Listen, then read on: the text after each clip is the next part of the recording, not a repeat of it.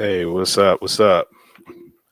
Yeah, my intro is lagging. I think I put too much stuff going on in there. It was um too many effects and everything. What's going on, y'all?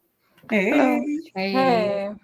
Hello, everybody. We have a special broadcast here. I hooked up with Miss Jazz, the motivator.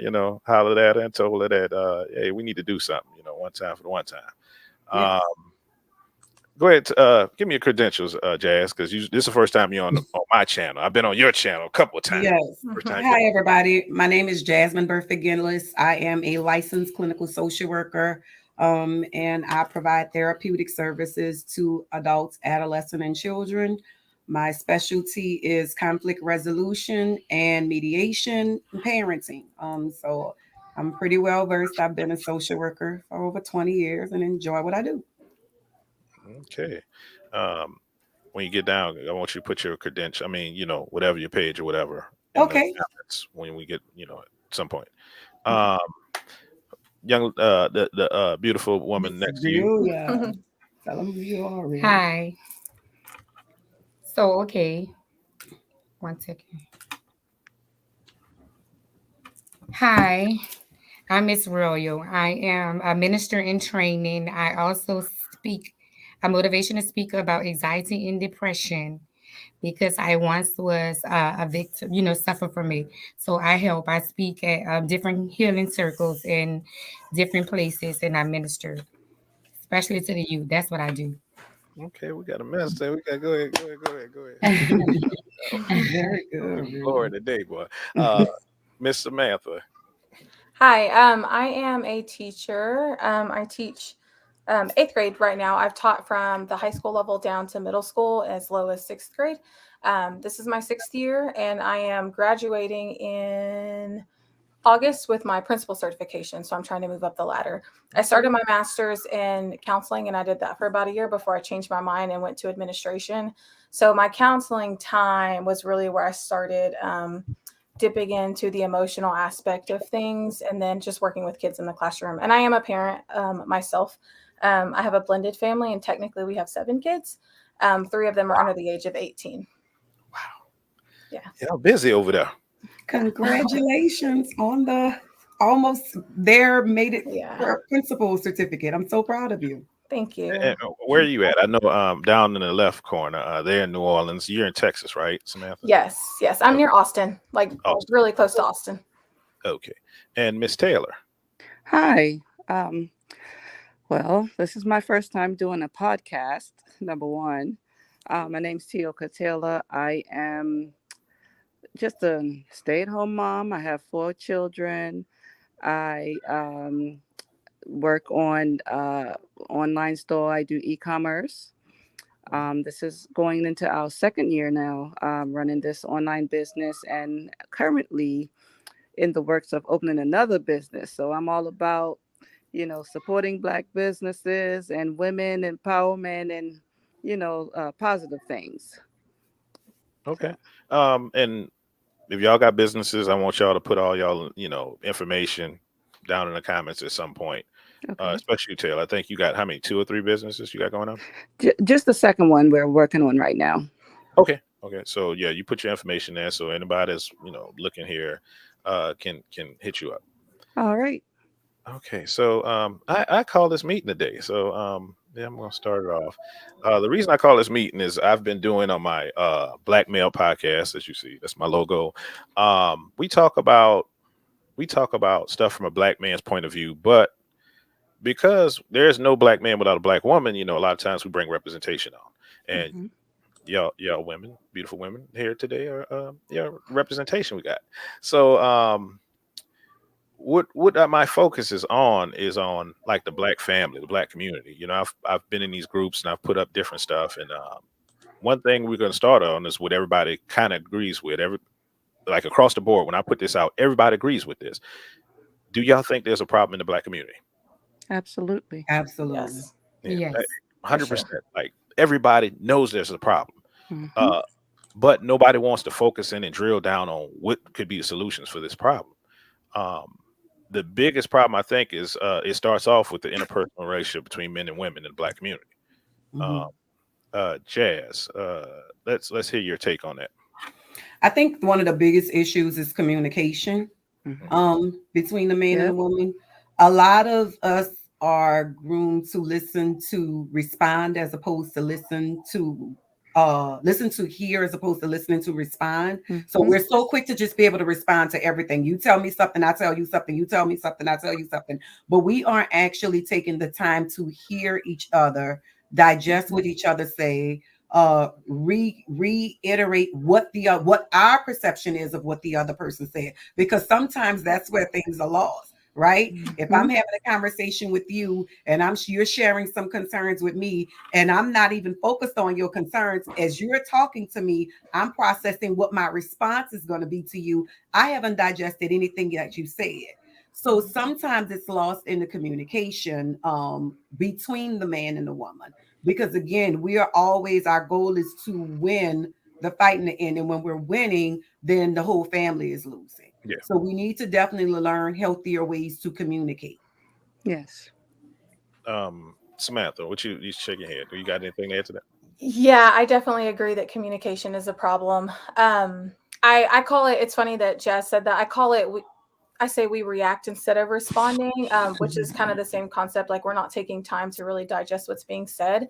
And I think that it's really truly on both sides. Like, my partner and I, we have arguments, and a lot of times it's because maybe I didn't bring the topic up in the correct manner, or I was too hostile, or, it's all about perception. And I think until we understand that our partner's perception of what we are trying to say, what we're trying to get across to them does matter, and it needs to be taken into consideration. Mhm. We're never going to really correct the communication issue that we have.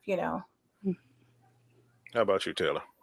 I think also, I agree with the ladies when they said communication is the key, but also I think that accountability is also a part of the solution. I mean, things that needs to be changed. We have to first hold ourselves accountable in order for it to be effective communication. Anytime there's a conflict, you can't just go on and blame someone like off the top. You have to really understand what happened and then take accountability for what you've done, and then you can sit down and speak in a calm manner, adult conversation, to resolve whatever issues that's going on. Okay. Let's get the minister in training. Come on, mister. Let's hear a word. Let's get a word. Okay, I'm glad you asked. Two things I think that is very important to relationships: patience and love. First Yes. of all, I think in a Black community, we don't have any patience to wait on the person that God has for us. I think we feel like we miss out so much on life. We force and put ourselves in relationships that's unequally yoked. Secondly, I use love because you have to love is a communication full letter word to me. So you have to love a person enough to even care about their opinions or what matters to them. If you put love in it, love wins all. I do believe that we have to have enough love, learning first how to love each other Mm-hmm. first.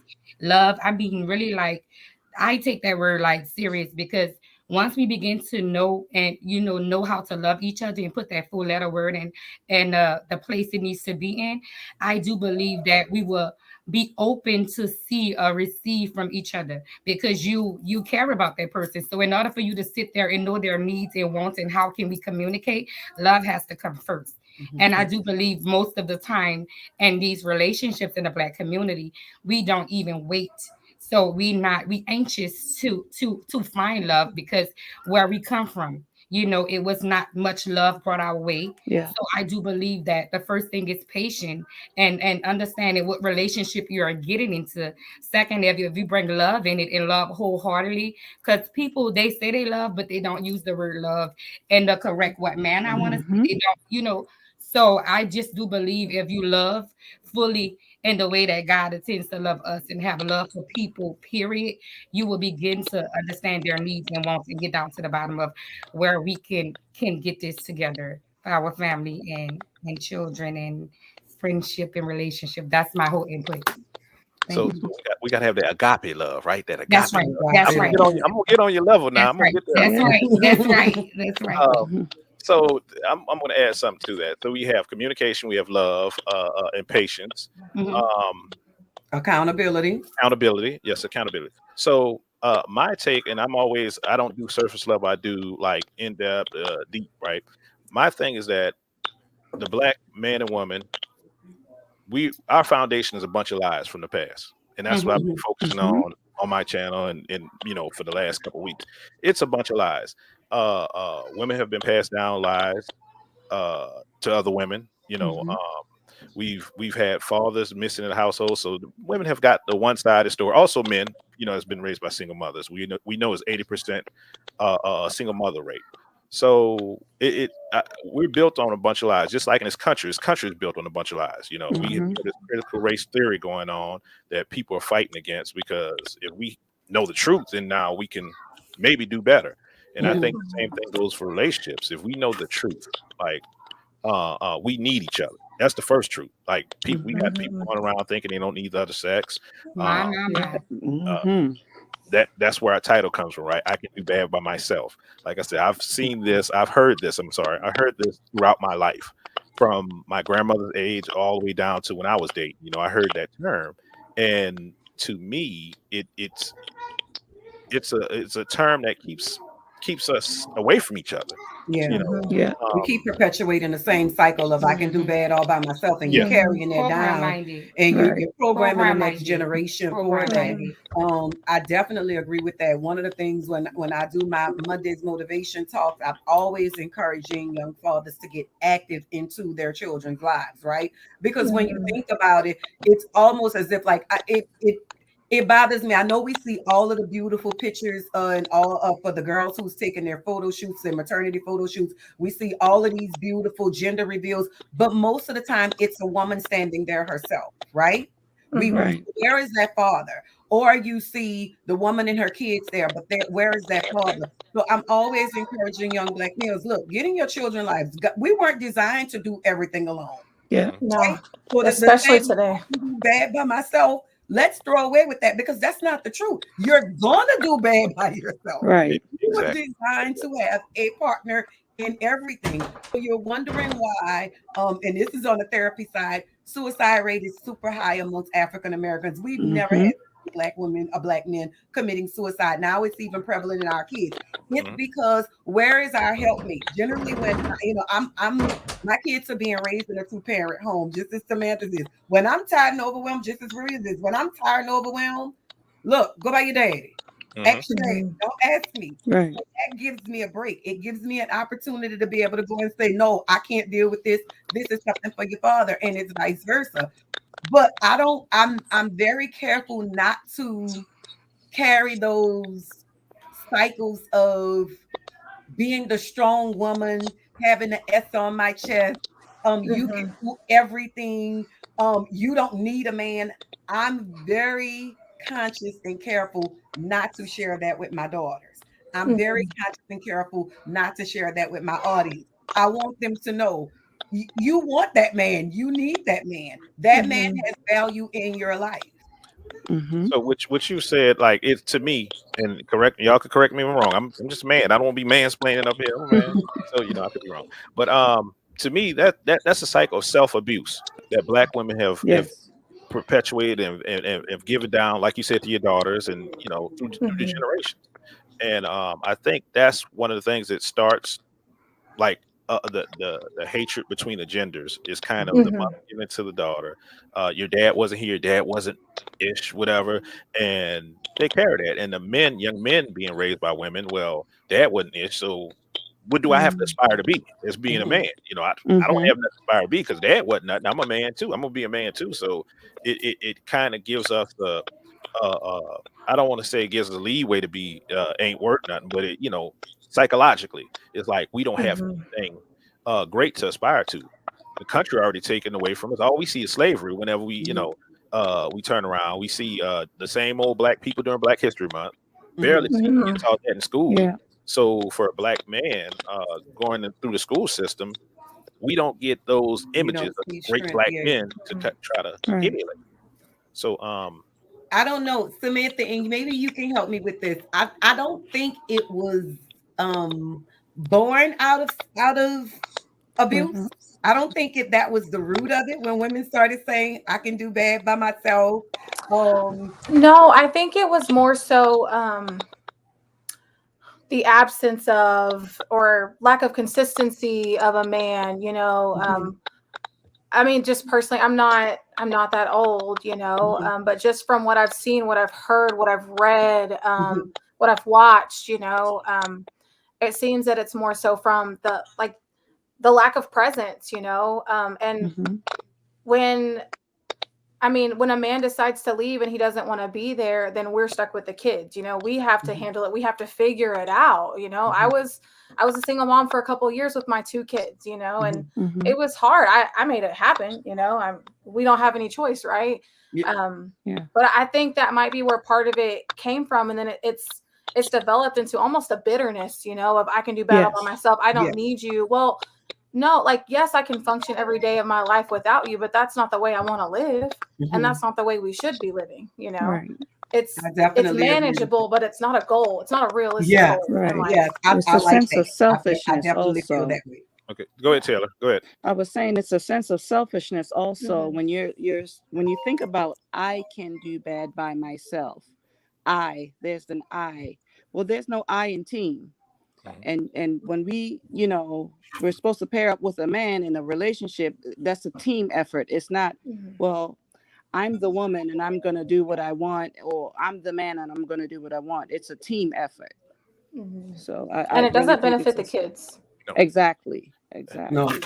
So I have 2 points I'm gonna say, and I want to get y'all take on it. So the first thing I'm gonna address what Jazz said about the men not being in the household and the men not dealing with the kids or whatever. You didn't say this, but I'm addressing it because this is a trope that women believe, that black men aren't part of their kids' lives in mass. And CDC did a study back in 2019, 2018, 2019, I can't remember, but that says black men, out of all the races, black men were more active in their kids' lives than any other race. Yeah. So that's a trope that black women stick to, and it is not true. It's been No. debunked. False. No. Stop saying it. Black men are not deadbeats. We take active roles in our kids' lives. First thing. Second thing,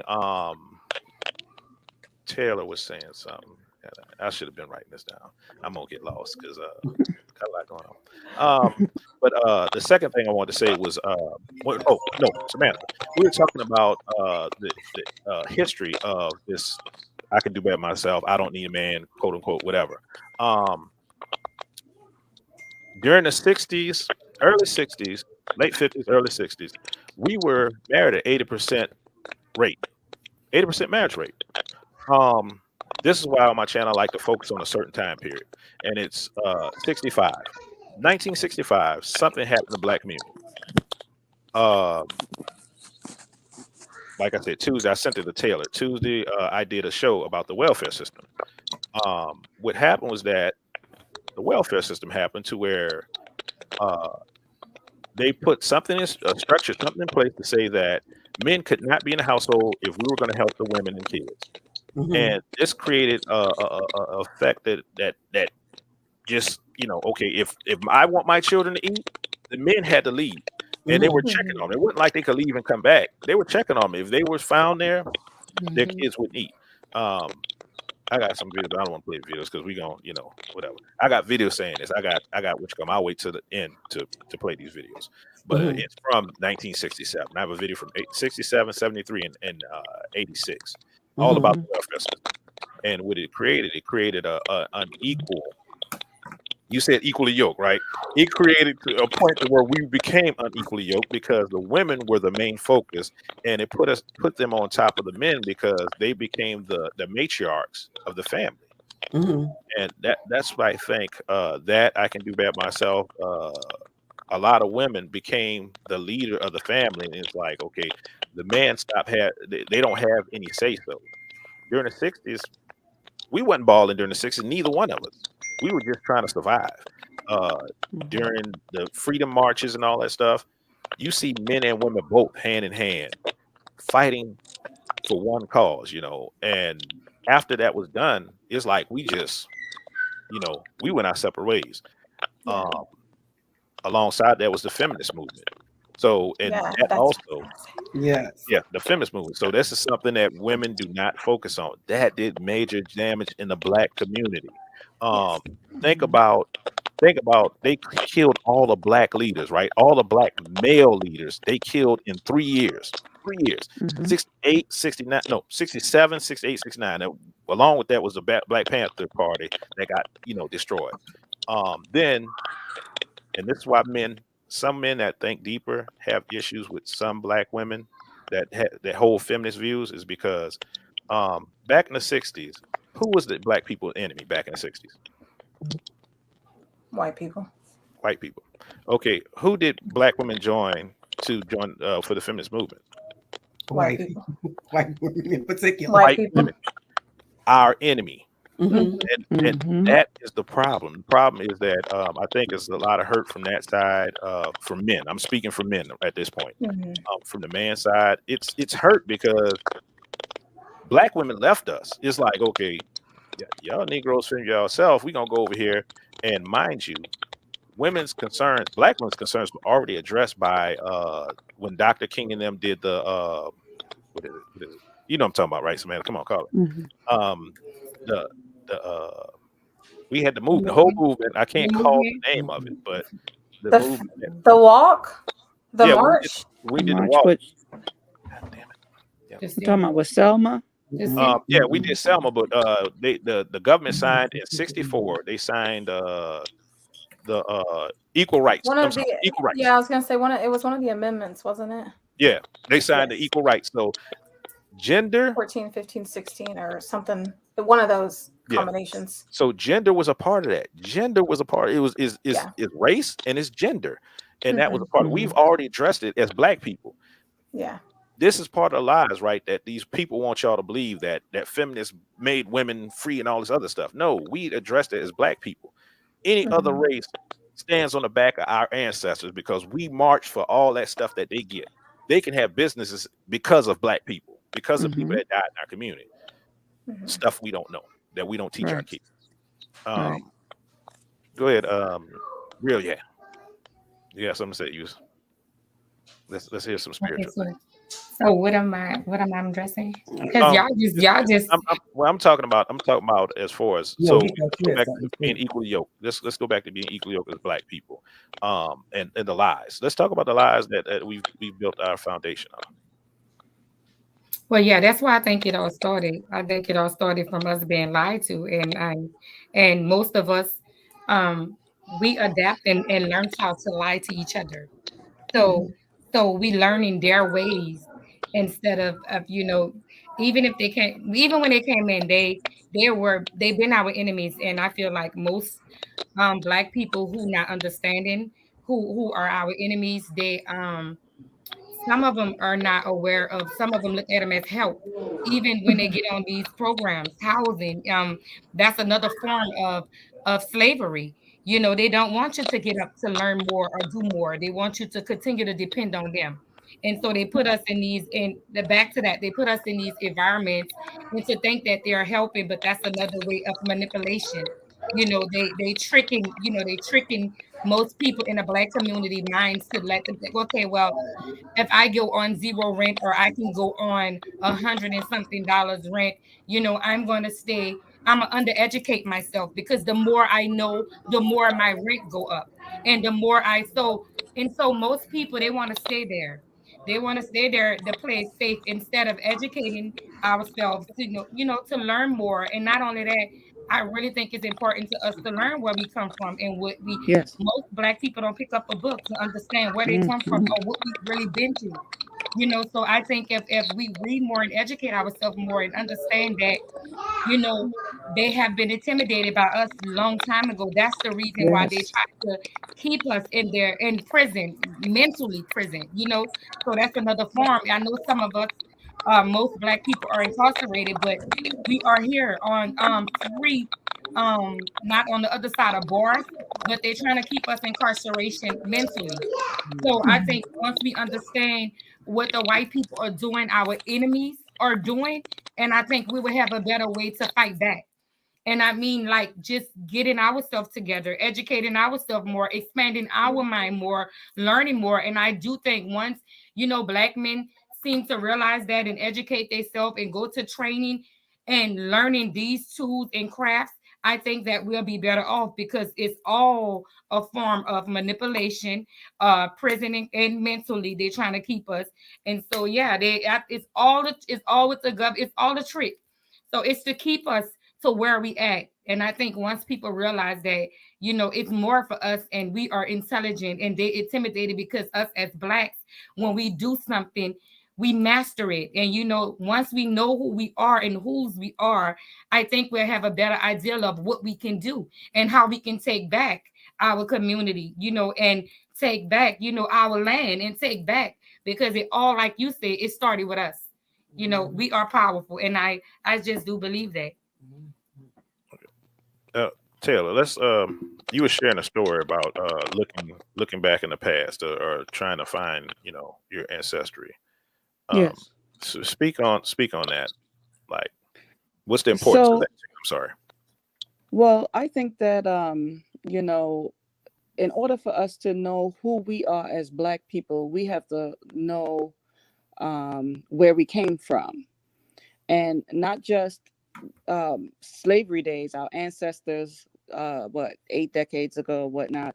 We have to learn from Africa itself, the motherland. And so, what I was doing, I learned that originally I'm from Trinidad. So, when I was speaking with my aunt one day, she said that she was doing the ancestry as well. And she says, well, she found out that our family is from the Yoruba tribe from Africa. So that intrigued me. I wanted to learn more about this tribe, like what type of people they were. Were they warriors? Were they just people that were in the jungle? I wanted to know what it was about, and haven't gotten far yet. But I've learned enough to know that they were actually a warrior tribe, but also very educated. I read more on the tribes itself in Africa, that we as Black people were very educated. They were engineers, they were, doctors, they were these people like Socrates and the Shakespeare, all of them. They studied from Black people. Now, I did find, I just joined TikTok not too long ago, and I found a young lady on there that were talking about, our ancestors and where they came from. When I find it, I'll share it also in the message as well later on. But it was just, I think it's important that we learn from our history dating back to, the days that when we were before we rode on those, we were taken away from our country, and brought over to America and treated the way we were treated. So I think the knowledge is power. I always believe that. I teach my children that knowledge is power. And when you give a child a book, what's the saying? When you give a child a book, that's power. You're giving them wealth or something like that. I can't remember how it goes, but I always try to get my kids to think as well, um, so they could learn that knowledge that is, they want us to forget. When you think about what they're teaching in the schools, they're not teaching the truth. They're not teaching the truth about Black people, all our previous leaders. They're just not putting them in the textbooks. And we have to, um, I'm sorry, we have to be the ones that are responsible for educating ourselves and finding out the truth. That's it. Okay, Jazz, jump in there, Jazz, because you had some things too. I think that'll probably be what Miss Taylor said is a very key point. I think that'll probably be the changing, the pivot of what we Mhm. will see in America. I definitely realize I live in a predominantly white community. My kids attend a predominantly white school, although it's they have a healthy amount of African Americans and others that attend the school. The whole area is predominantly white. But I do believe that my kids and others like them are different because of their education. Even when it comes down to African American history, I share with my kids the stories that I know. I don't start teaching my kids that we were slaves and we were brought here. My children are very aware that they were kings and they were queens and they were mathematicians and we created this. They are very aware of different things that African Americans created. So they don't go in with the mindset of feeling inferior to their counterparts. I also believe that both of my kids' best friends are Caucasian. They are as equally intelligent about African American history now, not starting at slavery, as my kids are. So I think what Ms. Taylor said does have a whole lot of credit to how our generation can change. If we can start teaching them early through CRT that, hey, this, you didn't start here. I mean, when you think about it, I knew when I grew up in grade school, that's the first thing I knew. Black people came from Africa and we were slaves.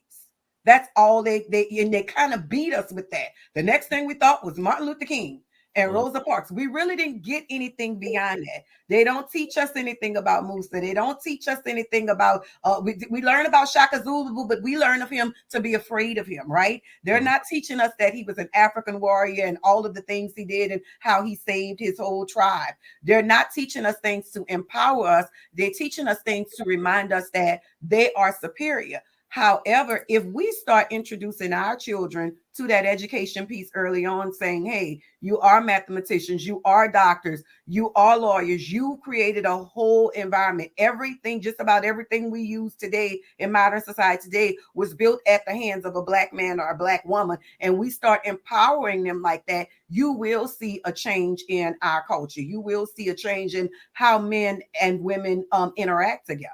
I definitely believe that. Let's get you here, Samantha. Being that you're a teacher, um, what do you like? What do you see them teaching the kids in school about? Type of stuff. Exactly what she just said. The main key points of Black history. I will say I'm not from the Austin area. I just moved here in May. So when I was applying for jobs, because I'm a science teacher, I don't know if I said that earlier. I did see a lot of these schools in this area that have developed these new classes that are centered around African American history and Hispanic culture, because we see a lot of those kids around here, and that's great. I couldn't tell you what the curriculum looks like, and I couldn't tell you who is teaching it, because a lot of what I see in the school system, and I will say this until I'm out of breath, is there is a huge gap between the number of minority students that we have and the number of African American teachers or even Hispanic teachers. Like the minority population is severely underrepresented in just the public school system altogether, in my opinion. And I don't know, I put so much thought into it. I don't know if it's completely because we just don't have minorities that are seeking those degrees because they just don't want to teach. I mean, teachers don't get paid, that much. I can't really figure out what I think that the issue is, but we are severely underrepresented. And I can't tell you how many history teachers that I've spoken with that have gotten parent phone calls about what they're teaching and all of the issues that are revolving around how they don't agree with them not learning enough about Christianity, or they don't want these kids to learn about Christianity, or, it's just so controversial. And I think that's part of the issue is nobody wants to have those hard conversations. And for us to really grow, we have to be comfortable with being uncomfortable, for a little bit. Yeah. It's cultural proficiency. So, and also what you said about the minorities is also doubly true about Black men in the school system. You don't really see them as much. Like for kids that's raised by single parents, they don't get men input in their lives until maybe they might go to college and get professors or something, if they go to college, and then they're out in the streets. And then, then they get to view men, and it's viewed through their mother's eyes a lot of times. Right. I think that has a big deal to do with it too, because if you think about it, me as a growing up, I grew up in New Orleans, Black man. I didn't get introduced to like men until like sports or something like that.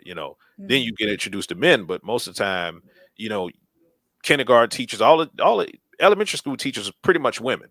So it's like a gynocracy over on our side, and I think that's another reason why we are kind of the way we are. Um, uh, I don't, I don't know. I won't say this. Well, I'm going to say this. The only place in Animal Kingdom that represents what we have here, right here in our community, this gynocracy, is I'm sorry, my phone is the spotted hyena. That's the only place you find our setup. Mhm. Our setup. The spotted hyena. I did a video on this. Spotted hyena. The females are the dominant ones. So because the females are dominant ones, what happened as long as the males are kids, they take care of the males. As soon as the males become adults, they push them out, and the males become smaller. They become weaker.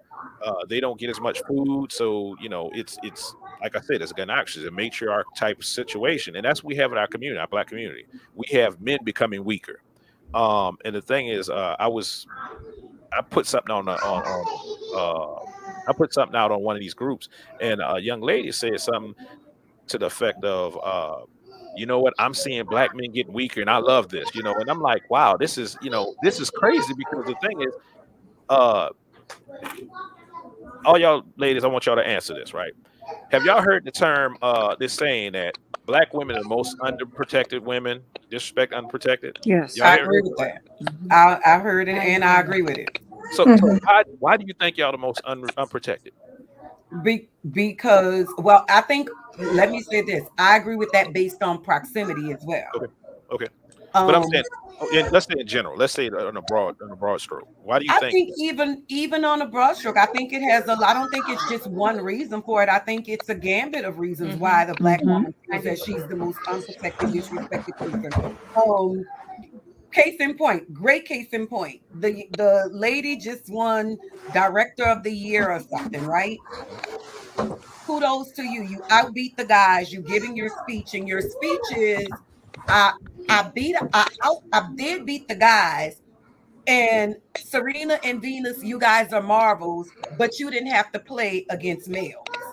Mhm. Why? There's several Black males in there. You didn't attack them. You didn't say, hey, LeBron James, you're great at what you did, but you never beat out females. You never played against them, but you choose us. Mm, And the crowd goes crazy. mm, It has been several times where Black women have worked harder, put in more effort, and got the job done, but we don't get the same kudos as even a Black male would get, right? Yes. Fast. We are looked at as, first of all, the hierarchy would be a gay Black male, right? mm. Then a Black male, then a Black woman. It doesn't matter how much education we have. It doesn't matter how Okay, much be work specific. history we have. Hierarchy where? Because I want to disagree with that. Hierarchy where? School In which system in New Orleans, in the school system? school systems in New Orleans, most hospitals you work at. Yes, indeed. So it's a gay Black male, then there's a Black Gay male. Black male, and then a Black woman. Absolutely. If I go for a job and a gay Black male is going for a job, I'm not gonna get that job. No, I agree. I agree with you I'm to a not gonna certain. get that job compared to a Black male because you're needed. They need you for representation. I'm there. No, no, hold on. Let's go back. Let's go back to the '60s, right? With the reason why we are where we at during the '60s, there's something called a double minority, right?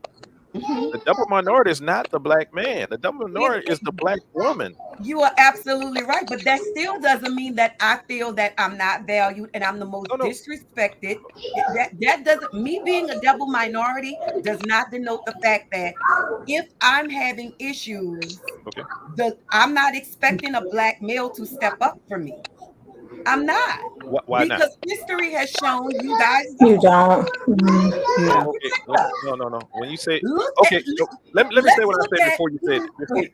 let me say what y'all say before you. Okay, so there is one reason why, and we went kind of whatever. There's a reason why black women are unprotected and disrespected, right? They don't have men. The men are your protectors. They don't have husbands. The husbands are your first protectors. You have a husband, right? If anything happens around you, what's going to happen? I'm not covered, but I'm covered. But I'm saying I'm not. But you're covered. You understand? As a whole, in general, black women have issues because I can do bad by myself. That's why. That's why black women have issues, because they put themselves on this island away from men.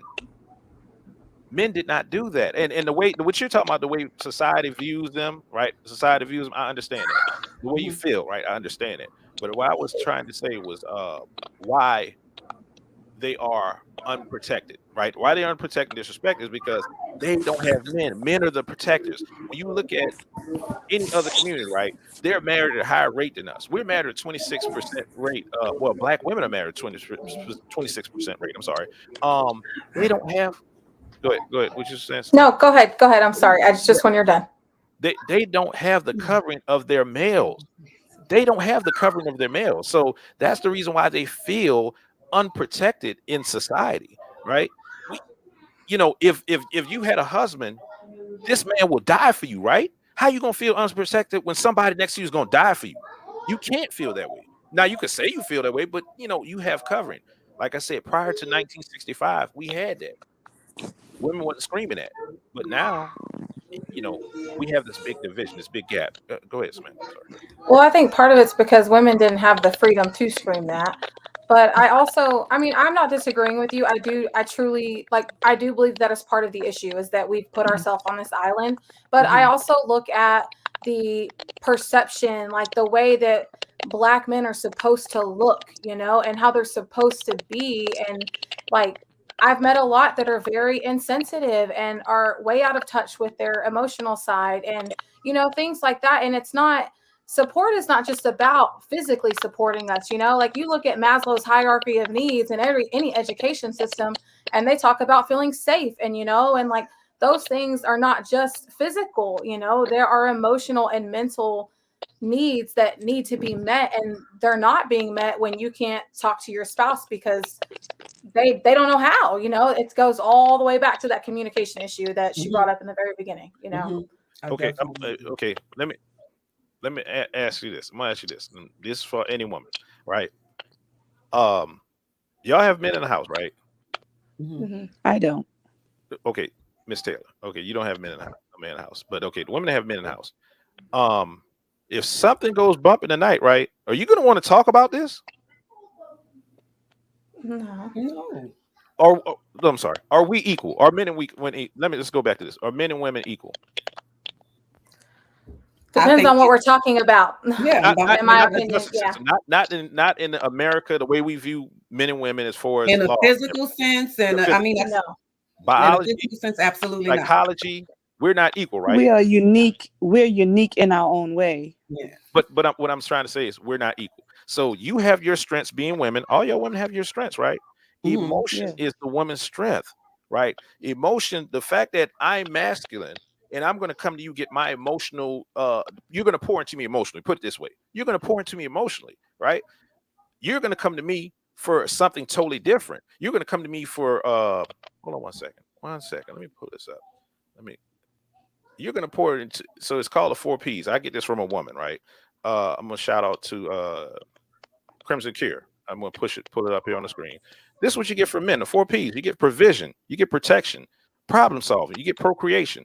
That's what you get for 4 Ps. It's not like women do not understand what men bring, so it's part of the problem. This you're shaking your head. You're shaking your head. What's going on, Jazz? I need more than that. Okay, what do you need? I require more than that. What do you require? And problem solving ain't one. Yeah, I require more than that. In order for you to problem solve, you have to be emotionally connected. I need you to be able to share your emotional needs with me so that I can know what you need to be able to meet them. I think that's one of the things that we perpetuate it's like telling my son, don't cry. Okay. When I had girls, my little girls, my oldest is 23, my middle baby is 17, my son is 14. I can remember his father telling him, "Boys don't cry." Yes, they do. And it's okay. Yeah. If you hurt, you should cry and you should be able to communicate with me what your needs are. However, what we teaching young boys, and I see this all the time in schools with children who have behaviors, we teach these young males to bottle their emotions up. And then when we see their emotions, it looks like punching holes in a wall. It looks like throwing desks. It looks like using swear words to express their feelings because they've been taught all the time that all you need is these 4 P's and this is going to get you. I need more than that. You are human. You have a right to feel emotion. And whenever that emotion comes along, I need you to be able to share it with me. I don't want you to limit yourself because I'm not going to put limits on you. I'm going to require more. Okay, so I wasn't saying that men don't have emotion. That's not what I'm saying. No, I didn't get that, but I was just saying, okay, holistically, that's with what you're saying. the 4 P's, Gotcha. we need more than that. Okay, but so this is what I'm gonna say. We're in a bad place right now. We're in a bad place right now. Very bad. We got a pandemic going on. We have we're on the brink of war. We're on the brink of a food shortage, right? We see a lot of stuff going on right now. Who's going to be affected the worst, right? Who's going to be affected first and the worst? That's what I wanted to say. Yes. Us. It's going to be us. Yes, It's going to be us. So the thing is, we used to know this, that we have to work together. Society has told us we're the same, and this why I brought up the 4 P's, right? It's not about you can't focus on emotion, like a man cannot focus on emotion, but the thing is, there's something that he brings uniquely to this relationship, and it's something a woman, y'all women bring uniquely to the relationship, and we have to stop letting society tell us we're the same, because it muddies the water to where we don't ever get connected the right way, right? We can't build the right foundation because we don't know, like women, majority of women don't know what men bring to a relationship. They don't know.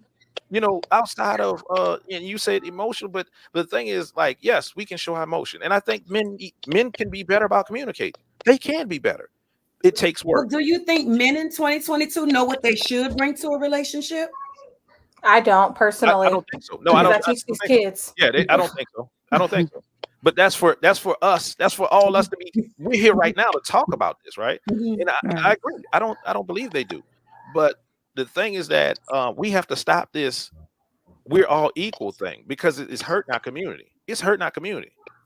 This whole feminist, when the feminist thing happened, right? The white women sold that to y'all ass, and they went back to their husbands. Yeah. There's an article about that. Gloria Steinem, right? She was one of the people. She went back to her husband. They went back to their kid. I agree wholeheartedly. In 2022, we liken that to like Meg Thee Stallion and Cardi B and all of us, and the city girls telling us go out and have this hot girl summer. But when you look at them, all of them have husbands. They keep men. If they don't have husbands, they gonna keep a man. They gonna keep a man. You know, a lot of them are married, or they wife, they wiped up and everything. But they're telling us go have hot girl summers. So you're like, okay, well, it's not equaling. It's just like you say to white women. Stand alone. You can do this. You can be strong. And then when you look back to them, they're all married. They're damsels in distress. But y'all the strong black women, though. Y'all the strong black women holding this mantra like that's something to be proud of. Strong and alone is not a good place to be. We saw that when it shut down, right? When the world shut down, we saw that when black women was out here uncovered with everybody else. The white women and other people had husbands to go get stuff for them. Black women out there looking, in Walmart looking like, okay, what I'm gonna do, it's gonna get bad. That's all I'm gonna say. It's gonna get bad for us, and it's gonna get bad for our sisters. And I have 7 nieces. I have 1 granddaughter. I fear for them.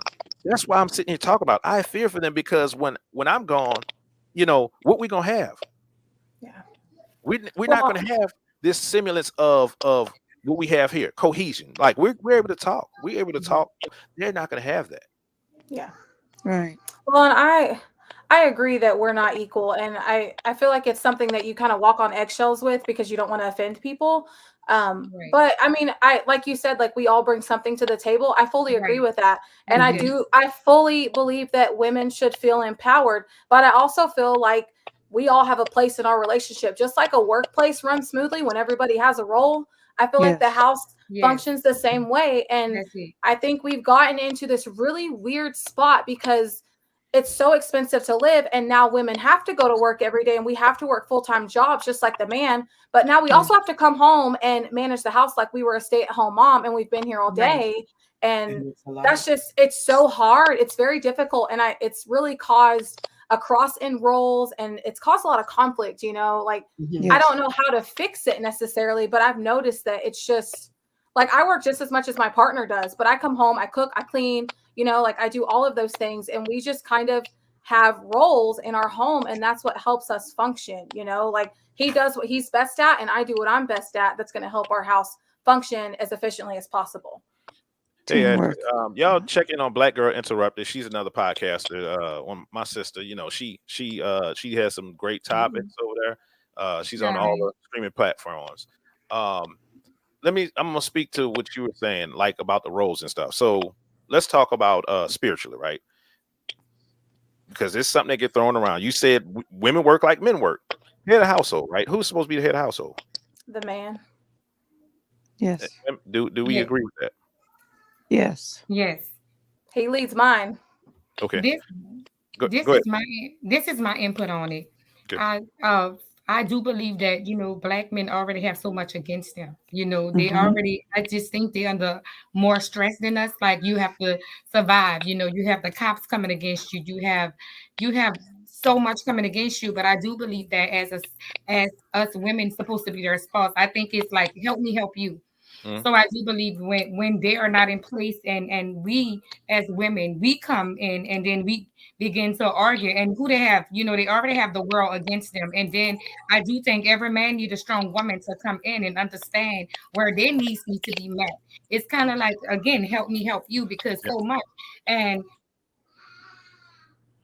do believe we are not equally, like we are supposed to be equally yoked, but that's the reason why God made men more stronger and men have more strength because it's things that we can't do that a man can do. So, you know, I don't want to be put in place, but I do want respect because us women, we carry a lot, but it's so much that we can do and we have to learn to respect our Black men. I think it goes hand in hand. And I think that even we have society disrespecting them. And then when we have us because we are angry. You know, most of us, we are angry and we feel like what they should do instead of where can I meet their needs? How can I help them? Let's help each other because that's when you come in as partnership. Like, what can I do? And we have to have our spiritual eyes to see where my spouse need help at. You just can't go to attacking and saying what they're not doing, but we are here to help. And that goes back again to that word. You have to have patience and love. So patient to understand and patient to wait and for them to understand, you know, where you meeting them at, because it takes time. You might not get it. You might tell your husband this and help him. But once you keep doing your part, he will realize, okay, this is working, you know, not yada, yada, but praying and understanding that patient and then having love. Again, that's when love come in. So let's work this thing out. And then in due time, you know, it'll happen, but not overnight. So it's a work in progress. So I think that that's what we need, and and our Black men, they face it so much, not to down them, but if they had a real queen, you know, on their side, I think, you know, every good man needs a good woman to bring out what they need to be brought out, and every woman needs a good man, and it goes hand in hand. So let me help you help us, and let's help we. That's how I see it. So I agree with you. So there's two things. As said, good to see you, ladies and gents, tonight. Black men and women are supposed to be a team. We're supposed to be their safe space and not the war they deal with in this world. And the last comment is some women don't know how to turn off the masculine energy, allow him to be the man. Okay, so that's something I was gonna speak to. So I'm in a second. I'm about to say a dirty word that women think is a dirty word, right? But before I say this, we were talking about the spiritual thing, right? There's a picture, and what it is, it's like three umbrellas. There's an umbrella where the man is the head umbrella, right? There's God above him, then the man is the head umbrella right under there. The woman is right under the man, and the kids are right under her. So he reports like God is over the man is over the woman is over the children. That is something we don't have in this community, and that's part of the reason why we issue. That's a big reason we have an issue. Value, morals. That's the reason why we have an issue, because we don't fall under that same structure. Yes. So let's go to the dirty word, right? We've laid a foundation for this community that we kind of agree with, right? We haven't had any real big disagreements, right? Anybody had any Right. real big disagreements so far? No. Okay. So what's wrong with the word submission? I don't think there's a problem with it, but I definitely agree that goes hand in hand with that last comment she just made. I've had a lot of conversations with, like, I'm really intrigued by the people who've been married and been together for like 50 years. Like, I want to know what you've been through, like how you made it through, and I can't tell you how many older women that have told me her life was so much better when she learned how to be more submissive with her partner. And it's not full-on submission. It doesn't mean that you don't get a say. It doesn't mean that he's controlling you. It means that you are allowing him to lead. Just very simply allowing him to lead. That's good. And That's I good. am someone who I have a very unpopular opinion that, that whole controversy with who do you give food first to, your kids or your husband? Your husband. Because these women that are feeding their children first, I am teaching these kids. And I can tell you that they do not respect their parents because you are not respecting the man of the house. Right. It's just, I think that submission has gotten this very unhealthy, bad stigma, as if women don't get a say. And that's not what it is. It's not you are someone's slave, but that's how people perceive it. And I don't know where it came from. That's exactly what I was going to say. Go ahead, I think the word submission is based on your perception of it. And a lot of times, when you're saying submission, and it also depends on the generation of woman that you're speaking to. But let's be clear. If a Black male wants a female to be submissive to him, you have to present yourself as someone for me to be submissive to. Okay. You can't. So do all you women agree with that, right? Yes. Y'all agree with that? Yeah. Okay. So let's. I'm gonna push back on that. Hold on. Let me read this comment. The two comments. Ashley said, "But we as women are displaying learned behavior, and that is to be a control of everything. The strong Black woman. We saw Mama, Big Mom, and she was in control over everything. And the other one is men will not open up to us because we don't allow them to say to share their feelings. We tend to shut them down and like to throw it back in their faces. Do y'all believe that's true? Before I go into it's situational and conditional, but I would agree with that.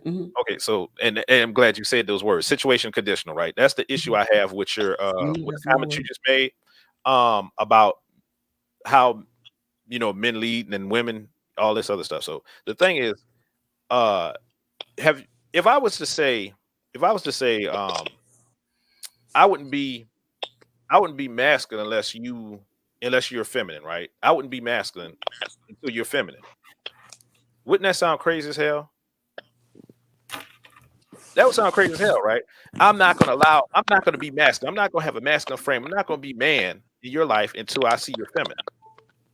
That's how men take that statement that you just said, right? About submission. You're not going to submit unless you understand what I'm saying? No. Not at all. Because I believe, again, that's why I say, to me, it depends on the male. If you are a male and I'm not going to submit to you just because you're my counterpart. I'm not just going to submit to you if we're dating and we're getting to know each other just because you're a male. What in your mind makes me think that I'm just supposed to submit to you just because you're a male? What are you providing the 4 P's? Are you there for me emotionally? Are you leading? Yes. Are you someone that can lead me in the right direction? What if you leading me straight to hell? What if you making your money and you have a drug dealer can't lead me? And I understand you can't lead me as a drug dealer. But would you be with a drug dealer? Absolutely not. But you didn't that's say that. the problem. See, that is the problem. Do you see No. what you just said? No, the problem, let me tell you, the problem is that when you start talking about this submission thing, you start talking about men that can't lead you, that you don't even be bothered with. But that wasn't the question. The question was, will you be able to submit to a man who's willing to provide for you and protect you and provide these 4 P's? Your question was, are you willing to submit? My answer is, that is situational and conditional depending on who it is. Well, I've been married for 22 years. I've been with my husband for 26 years. That's a long I'm time. gonna tell him you couldn't remember. I'm gonna tell him you couldn't remember. Anyway, you was about to say something, real. You was about to say something. I'm gonna tell him you couldn't remember how long you've been married. Go ahead, real. I was, and that's what I was starting off when the first question you asked, and I answered it. Back to getting in relationships, you have to have patience to get in, because if you are in the wrong relationship, then that means you needs not to be in it. We talking Yes. about how can we help our spouse and our, and who we are in relationships with. So that's a whole nother, like, we don't want to put that in the same box, because for one, if you are with your God-given spouse, if you know they come from God, I do believe that submitting yourself as they submit themselves is very important. Like she said, like, so we shouldn't be having to ask the question if you're in, or you should be asking your way out, because especially at our age and time, we don't have time for anything. We have so much other stuff we need to be attacking and fighting and focusing on. So right now, the whole thing is having patience to even get in the right relationship. So that's what I mean. And that's where the whole problem starts. That comes from the roots. And I'm telling you, that is the root part of all this. Get into relationships that's not God-given, unequally yoked. It starts all kind of confusion. One going this way, one going that way. How can two agree if they're not walking together? And that's the main part of it. So when she said that, I'm like, okay, well, if you don't like drug dealers, you shouldn't be with a drug dealer. Yeah, You get what I'm saying? So y'all are right then and there unequally yoked, because you don't like drug dealers, but you are in a relationship with a drug dealer. So to me, it's like having patience to understand who and what relationship I need to be in and what is God sent for me. And then we can attack everything else. But see, if you start off with a relationship that's not for you, how can you ever fix it? That's when the problems piled up. But I also agree that women do not come into a relationship with the mindset of being submissive. Yeah. Right. You don't come. No, I've never met a woman who got into a relationship with the mindset of I'm going to be submissive from the start. That's my whole point. Yeah. I don't have a problem with being submissive at all. As I stated, No, this wasn't about you. This is about what we see. This is not about you. Right.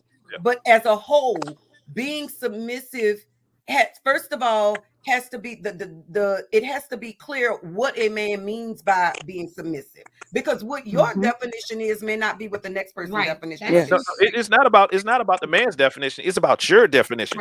You define what what this man is supposed to be in your life, and if he is what he's supposed to be, you attach yourself to this man. That's the problem. This is out of order. Women are trying to get men to attack to do things for them when it should be the woman supposed to look at it like, this is the man I want. I didn't make that comment based on what a man can do for me. I based that comment on what does whatever man that you're in a relationship with, what does, when he's asking you, when you're deciding to be in that relationship and you want to be submissive to him, what does submission looks like to him?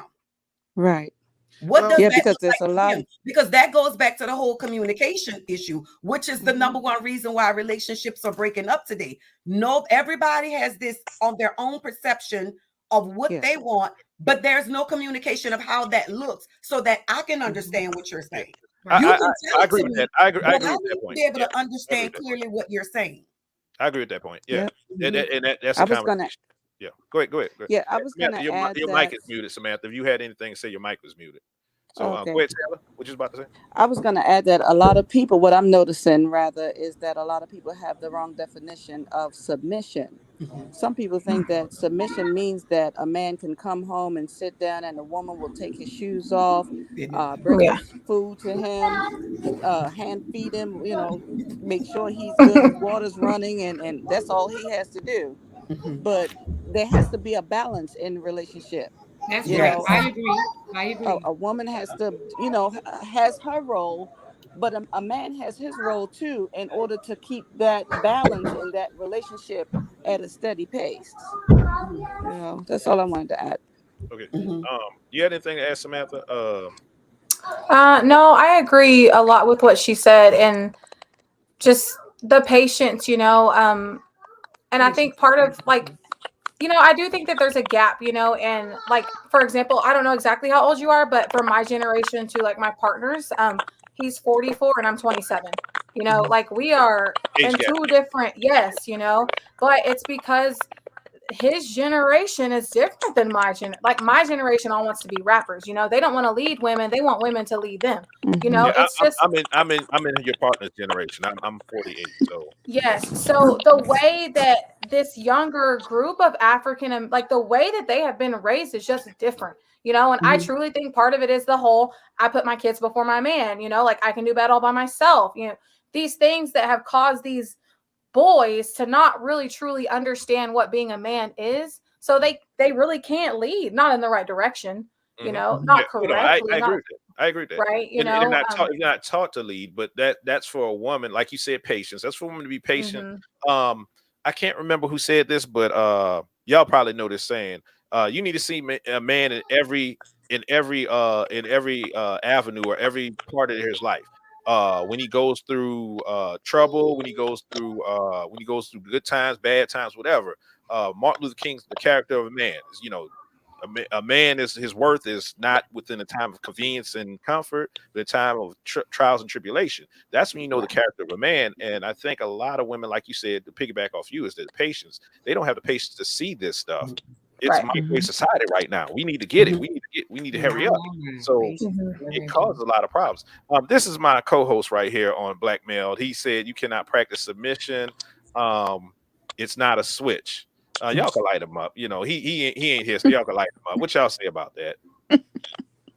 I don't think you can really practice it. I think you choose to do it or you choose not to do it. Like period. You know, like Yeah. I mean, I think that maybe it happens in waves and there's stages. Because I feel like, you know, as a woman and we're putting all of our trust in a man, we might submit just a little bit in the beginning. And then Yes. as he's showing us that we can keep going, then we'll go on to the next level, you know, and like keep confiding in. But it's very hard to put all of your eggs in one basket, so to say, from the jump. It's very difficult. And I wouldn't expect a man to do anything like that for me either from the jump, you know, like it's growth. But, you but know, that's like you you. grow. That's what it is, and that's why that word And I you think, saying that, right? and I think That's you trust saying it. is big. Do you think majority of women out here don't want a man coming through the door, doing whatever, just jumping through hoops and everything to prove his worth to her? Now you're probably right. That probably is a lot of women, but that's It's majority of women. That I encounter. Not the women you encounter? Not the women that I encounter. And you know, just going back a little bit. You from New Orleans. Come on now. I have a sister that's 1 year older than you. Okay. That I was hoping she would be on the show tonight. She don't have patience. And I can tell you based on the conversations when I hang out with her and her friends, they're not the group that's gonna hang around and tarry with their man and see him through good times and bad times. They're not groomed for that at all. Right. Like, I'm out the door. I'm not gonna stay here. That works against women. What you're saying, that works against women. I see that a lot. I used to it probably does. In New Orleans, I used to sell women clothes for 7 years. I saw this every day, and they used to come talk to me about stuff. I'm like, y'all wrong. Y'all are wrong. How can a man ever pick you if you're jumping as soon as some trouble happens, you're hitting the door? How can that ever happen?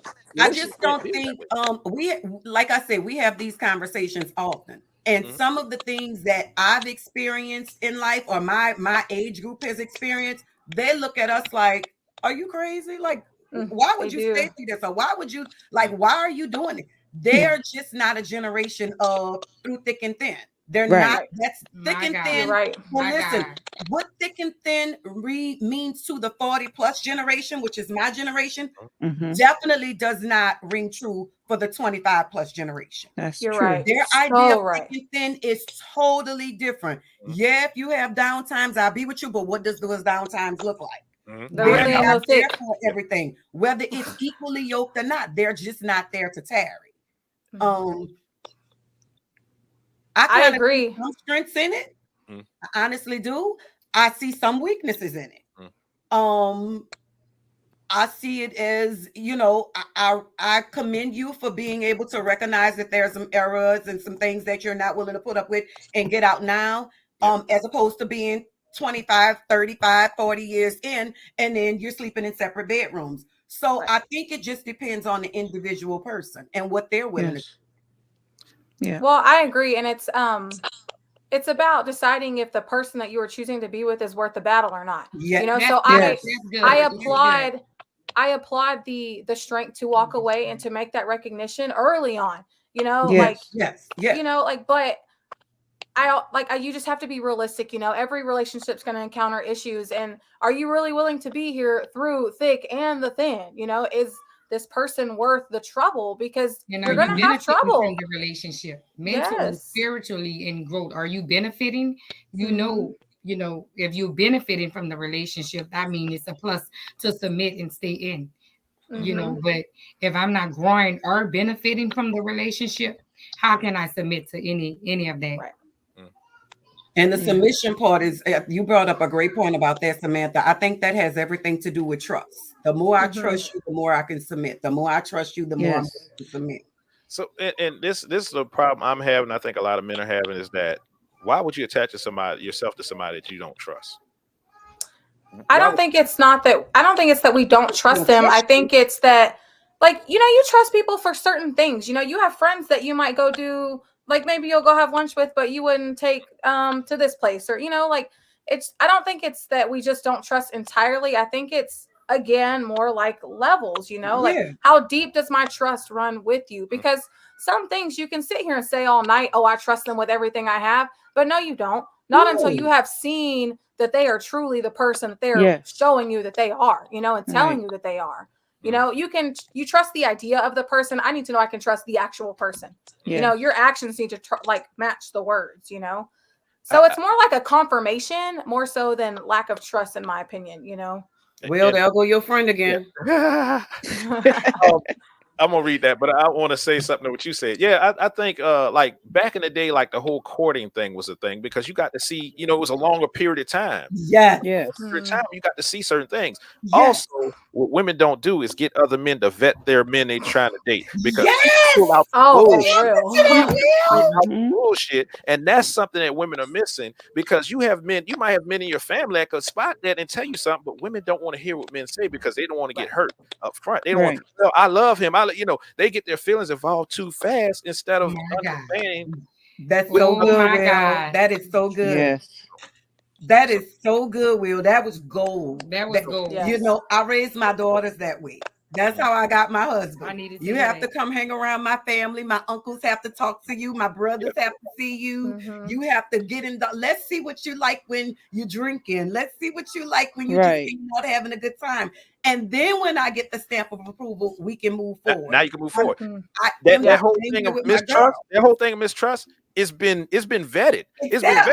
Yeah. Also, the other thing is that he got somebody to answer to if he get out of pocket. And that's worth gold. That's the best thing that women are missing. This whole thing about this submission and all this other stuff is because that middle piece is missing. That goes before this whole relationship goes on. You got to get that stamp of approval. That'll cut down so much BS. Courting is so important, and when you court correctly, then what your friend says makes sense. Because then once I decide to get into a relationship with you, I've been in relation with you so long, I can trust you to lead from day one. Right. I can trust you to lead from day one. But relationships today, that comment won't work.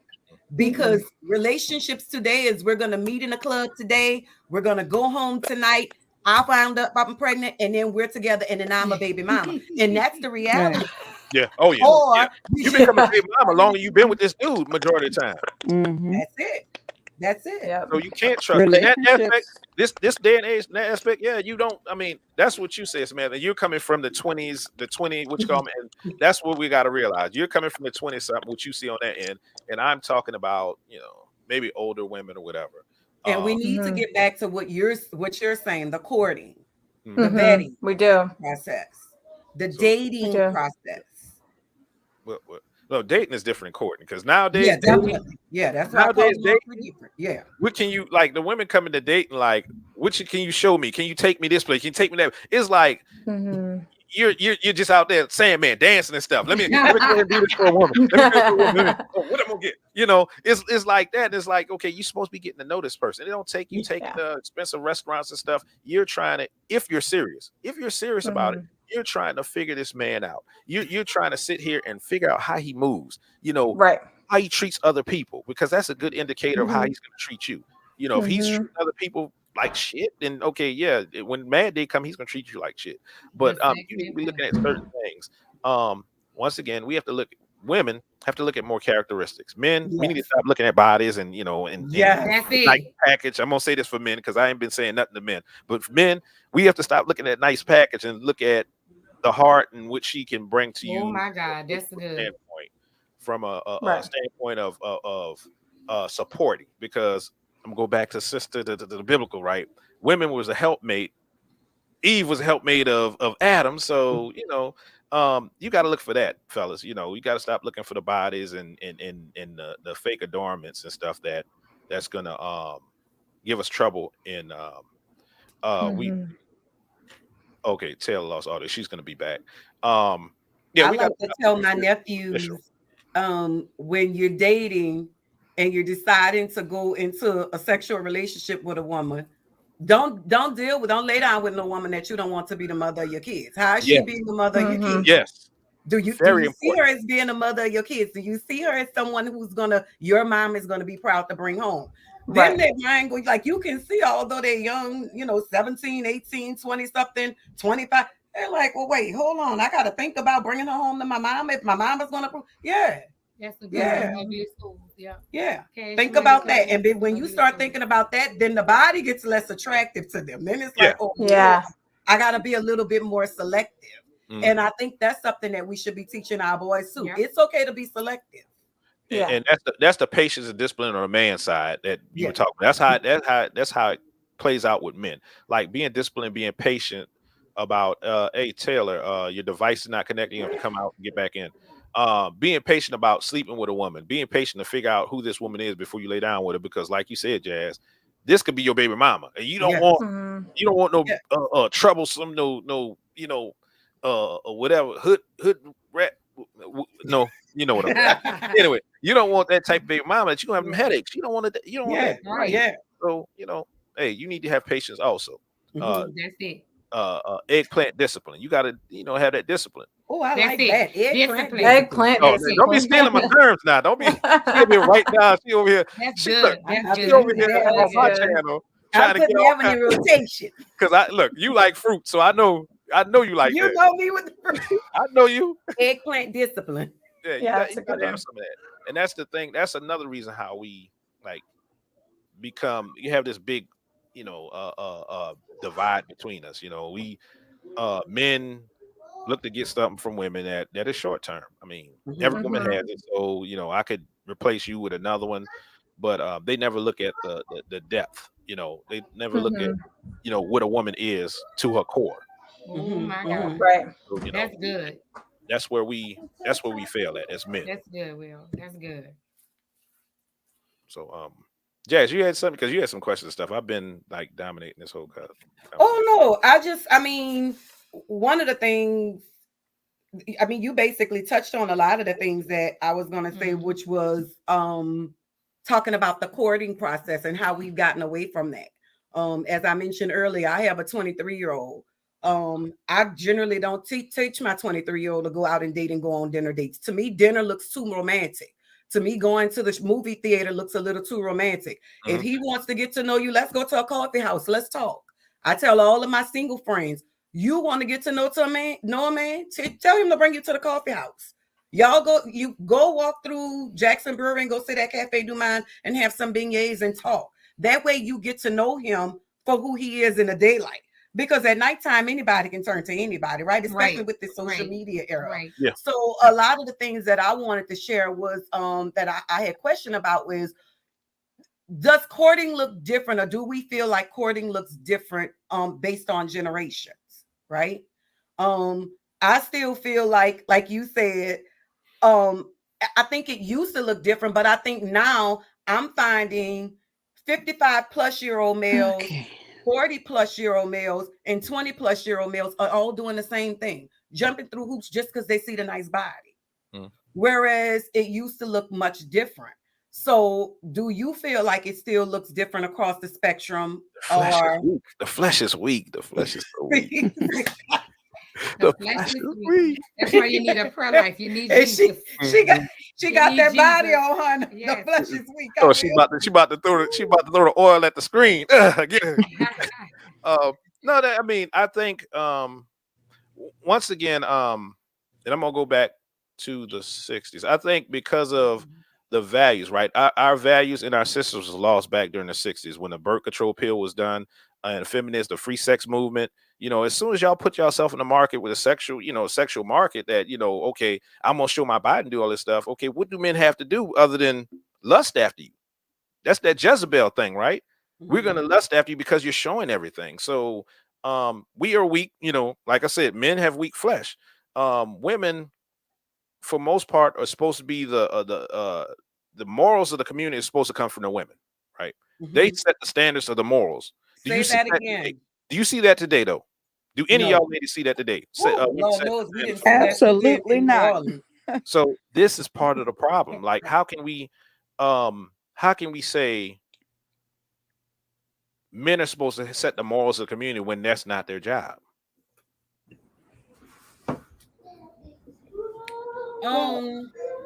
It's part of their role as a man to set those morals. Like I said earlier, men have their roles and women have theirs in their own house. I want to add but also in the community, because a man is responsible for showing a young boy how to be a man, and a woman in the likeness of a young woman. We're the ones that have to show that girl how to present herself as a woman, how to teaching her those morals and values as a woman. A man can't do that. Okay, and so I'm going to say this, right? And I would agree with you prior to what we have right now. I would agree with you. The issue is that at some point we got to the point where you remember we used to have a village, right? Back in the day, we used to have a village. Oh, yeah. Now we don't have a village. Now you can't tell another woman child anything. You can't, like you're supposed to do in the community. You can't tell another woman child to do anything. You cannot, if you're not a part of this woman's life. That's the reason why I think like we don't have any real black leaders, male leaders. We don't have any real. Yes. They killed them all. They killed them, or they bought them off, pretty much. So for most part, what you said? I said yes. I agree. So for most part, we got women leading stuff, and that is, as we already said, that's not their role. That's not their role to lead the community, and that's what we have going on right now. Now, leading and setting morals are two different things. That's two different, totally different things. The morals is just, you're setting the morals for the women. Like men, we will follow y'all. We will follow y'all because you have something we want. Women have power. Y'all have power. Y'all have silent power. Y'all have feminine power. Countries have been toppled because of what women have. You got to understand history. Countries have been toppled. Wars have been fought for women, for their honor, right? So y'all have that. Y'all forgot that. Y'all forgot y'all have this power. Y'all started warring with men, trying to compete with men, and y'all lost that. So, when the question was, do you feel men across generations now date the same or court the same? Your response to that is because women have lowered their standards, or because because we set the moral system. We see the same thing. So you dropped it. Yeah, we're going to react to y'all. Think about it. You think about how many women. Think about women though. You said men do the same thing, right? Think about how many women you see women your age and older with them fake eyelashes, them bat wing eyelashes, long ass wigs. Yes, you do. With this right there, with BBLs, right? Go and get BBLs. Women, I wish I had this woman queued up. This woman is 60-something years old, and she went and got a BBL. I mean, you see stuff like this, right? To where, what are guys supposed to do, right? And so it has to, for the community, it has to work hand in hand. My theory is that we supposed to do anything for the children looking at us. We supposed to do what's good for us based on the children looking at us. Yes. If we do something, we do everything, and we treat each other a certain way, and we go in life a certain way because we have kids looking at us, we'll be all right. Back in the past, our ancestors knew they had something to do. They knew they had work to do to prepare for us to come up, right? We don't have that now. So men are compromising their morals and values and belief system because A No, woman is exposing her body. that's not what I'm saying. I didn't say that. No, I didn't say they're No, compromising. No. What you I'm said saying because is we're that setting the morals and because we're showing more, we're not it's almost as if the man doesn't have, like, you're there. So that's what I'm going to do. yeah, because okay, let's go back to when let's So, go back to so in that sense, if I'm exposing my body, but you've been raised with morals, values, and a belief system, so I'm supposed to be selective with who I want to live with. Then we're not raised, men not raised with that. Who raised the most the men in men the I know community? raised with that. No, who raised most of the men in the community? So you're speaking holistically, or I'm speaking as a whole. Yeah, I'm speaking. Who raised most of the men in our community? Women are raising most Women. of them. That's why I said women. Women are responsible for this because they pass it on. Women pass it on. If they don't have it, the boys don't get it, the girls don't get it. It's a total breakdown because women are the matriarchs now. They don't pass it on. So that's why I you have a don't, problem. I don't know, because the way I look at it, a man is responsible. Once a child doesn't understand things, but once they become an adult, once they become a man, an understanding adult, then they learn how to take accountability for their own actions. Now, it could be a man walking down the streets and see a woman that's half naked. That doesn't mean he's supposed to jump her bones. He can have self-control. That's right. That's right. A man really I'm not supposed to say, hey, excusing this. wait a I'm minute. not excusing accountability. That's not what I'm doing. I'm not excusing accountability. What I'm saying is that how can you, okay, we are being raised so, and yes, men are responsible for themselves once they become a man. Yes, but if you let's think about a product of your environment, right? Let's think about on this aspect. Can you be a product of your environment and do better than your environment? Yes. Majority of people don't do that, Yes. right? Yes, you No, absolutely majority of people do better than their environment? Probably so. No. We got the project. The Come on now. ones that recognize that they want better But they than have to what's recognize, in their right? environment. They have to recognize. They actually have to hate their environment in order to do better. They have to actually hate their environment pretty much. I grew up in a Fisher housing development. I You probably did could it. count on both of my hands how many people is doing worse in that same situation. How many Most people of us are died in the successful. Fisher Project? I I'm do from not North. hate I've my been, environment. I actually love and embrace the environment that I come from. I've been through all the projects in New Orleans. Trust me, I've been through every one of them. How many people died in the process of those in those projects? How many projects, them buildings right now that are standing that the projects used to be in is bloody land. It's blood. It's bloodshed all throughout that land. The thing is, there's people that have died. There are studies on this, right? On rats put in a certain situation. They will follow everybody else in that situation. They will follow everybody else, even though it's not to their betterment. It's not to the betterment. So what I was getting at is from a psychological standpoint, right? From a psychological standpoint, you're going to follow what's going on in your environment. You're not going to do anything outside the environment because it looks weird. Because you're going to be, you're going to be targeted. We talk about bullying now. People get bullied because they're doing outside of whatever's the norm is in your environment. So that's what I was saying about men. They are going along with whatever they see. And plus, think about what they see being easy.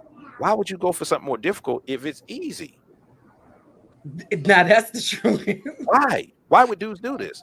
It's easy. Well, once again, morals and values being brought down to the young sisters. Then the guys, there's a movie called Chirac. Did anybody watch that movie? It's called what? Chirac. No, I haven't heard it. So Chirac, what Chirac was that they were tired in Chicago of all the killings. They was tired of the murders. So all the women had a pact. What you heard of it? All the women had a pact and they agreed to not have sex with men until they stopped killing each other, until they stopped having murders. From the church women on down to prostitutes agreed to stop doing it. Men change. Whatever women do, men are going to change. Men are going to change. I agree with that. I agree with that. Anybody don't agree with that? Because I mean, I'm talking psychological now. I'm not talking about idealistically. I'm just I agree with that. I agree that women possess a certain amount of power, and if we use our power right, we can shut things down. Just like you say, women have created wars. Wars have been fought over women's honor for several years. So I definitely believe that a woman possesses a certain amount of power and can do some things to help a man change if he is willing to. Especially a black woman. Yes. If he is willing to. Great case in point is I remember Like I remember, I don't even remember the people's names because I just know Toya Wright. I remember she was in a relationship and what's that singer name? The singer girl was in a relationship with the same guy. And I remember Toya having the conversation with her saying, who he was to you is It's not not the who same. he is to me. Right. Maybe he did fight you, maybe he didn't. But I assure you, he will never put his hands on me. Right. But if you looked at the story, Toya Wright had brothers, Mhm. several Right. brothers and cousins and uncles, males in her family who were from New Orleans. So Mhm. of course that vetting process went along, right? Mhm. And I'm more apprehensive about putting my hands on you because I don't want to deal with the repercussions of Yeah. what's going to follow with that. So I definitely agree with that. I said that point to say this: a woman does have a certain amount of power to over a certain man, depending on if that man is willing to Mhm. change. I Yes. definitely agree with that. Well, I mean, at the point now, this is the whole thing. Better to build boys than I'm sorry, better to raise boys than build men, right? That's Yes, one of yes. the things. That's what we're talking about, right? I'm talking about not when they become men. I'm talking about when they're Mhm, boys. I'm talking about mhm. you have to start it when they're boys because when they're men, what the Bible term is, they won't stray away. Yeah, Come on, man. That's Yeah. so The They true. stray prodigal I away. should have son. sent you this picture, Will. This train would a have been a child perfect is the topic way for they that. should go. Yeah. Yeah. Yes. So we got to train them up, and that's what I'm saying. That's what I'm not talking about grown men. Grown men. Yes. My theory is we gotta quit worrying about the adults. The adults are gonna do whatever the adults do, right? We Mhm. cannot change adults, That's men, right. women, That's whatever. right. We have to worry about these next generations coming up and Mhm. focus on them in order to build our community up to, to become better. I mean, If you had to say one solution to help the younger generation become up and be more cohesive between men and women, boys and girls, and may grow up to be stronger men and women, what would it be? Well, one solution. Allow the men to be in the house and do what they're supposed to do as men. Because the thing is, um, I see a lot of, and this is growing up. I don't, Samantha, you can speak. You see the kids now, but I saw a lot of like children growing up with half of the world. They saw half of the world. They saw mhm, 108 degrees. They didn't see 360 degrees, right? They saw Mhm. the mother's view. That's all. mhm, Mhm. Boys cannot operate in that because the world treats women different than they treat men. mhm, So if I, mhm. Yes. if I operate like a woman, I'm damned already. I'm screwed. If I I agree. operate like a woman, if I go out here and be overly emotional, they're gonna kill me or put me in jail. I Mhm, Mhm. can't operate in that manner. So the men are messed up because of that. For the females, I think is the reason we have what we have because they don't, they don't learn men. They don't have a man around that cares for them, that loves them. So what happens? They go out here and they have teenage pregnancies. They have as soon as a young man gives them any kind of attention, right? Oh, they're gone. They just off the rails because they're not used to a man taking care of them. They're not used to seeing a man interact with them in a healthy way. So when this young boy come in here, he could run game, he could do anything. So I think that's like bringing the men back in the household, um, allowing the men to take more active role in the household because we know men and women fight. Especially if you co-parent, a lot of times men and women will go back and forth fight. If I'm Mhm. being okay, my thing is as a father, because I'm a father, my thing is I'm trying to get my child prepared for the world. So I'm mhm, Yes. harder on him. Mothers have to take that seat back and say, okay, he's not trying to kill my child. He's not trying to harm my child or do anything. Yes, yeah, that's my baby and all that other stuff. But women have to stop doing this, especially with the boys. Now the Yeah. girls, I don't think men kind of tend to coddle their girls, try to, princesses and all this stuff. But I'm talking Yes. about the boys because we have to change these boys. We have to do it. We have to change the young men to give young women something better to deal with. I mean, they're going to jail. They're getting killed at an alarming rate. So if there's no young black men, the young black women, I mean, what they gonna do? How are we gonna raise another generation? There's no young black men. So Well, I I think think I really think that the men have to step up. I'll tell you, I don't really talk about too much of my personal, things that goes on in my family online. I don't believe in that. But I want to share with you what I've been recently going through with one of my sons. I have two boys, mhm, twins. They're 21. mhm, And one decided that, okay, well, I'm 21 and I'm going to be grown and I'm going to talk to you how I want. And, their dad, he had every opportunity to be a part of their lives, Mhm. but he chose not to be that male figure for them. Mhm. As much as I've pleaded with him, and literally sometimes gotten in arguments like, hey, these kids are waiting to hear from you, and he just chose not to do it. I did my best as a single mom to tell him right from wrong, but I also knew that I could not teach him how to be a man because I am a woman. I don't know how to be a man. Mm. So I think now that, and then what I also noticed over the years is that my boys, they don't, I can give them the same message. I can teach them a lesson, and they won't retain it when I give them that instruction, that lecture, but let their dad once in a while, when he do show up, say something, the same thing that I tell them, oh, it sinks in.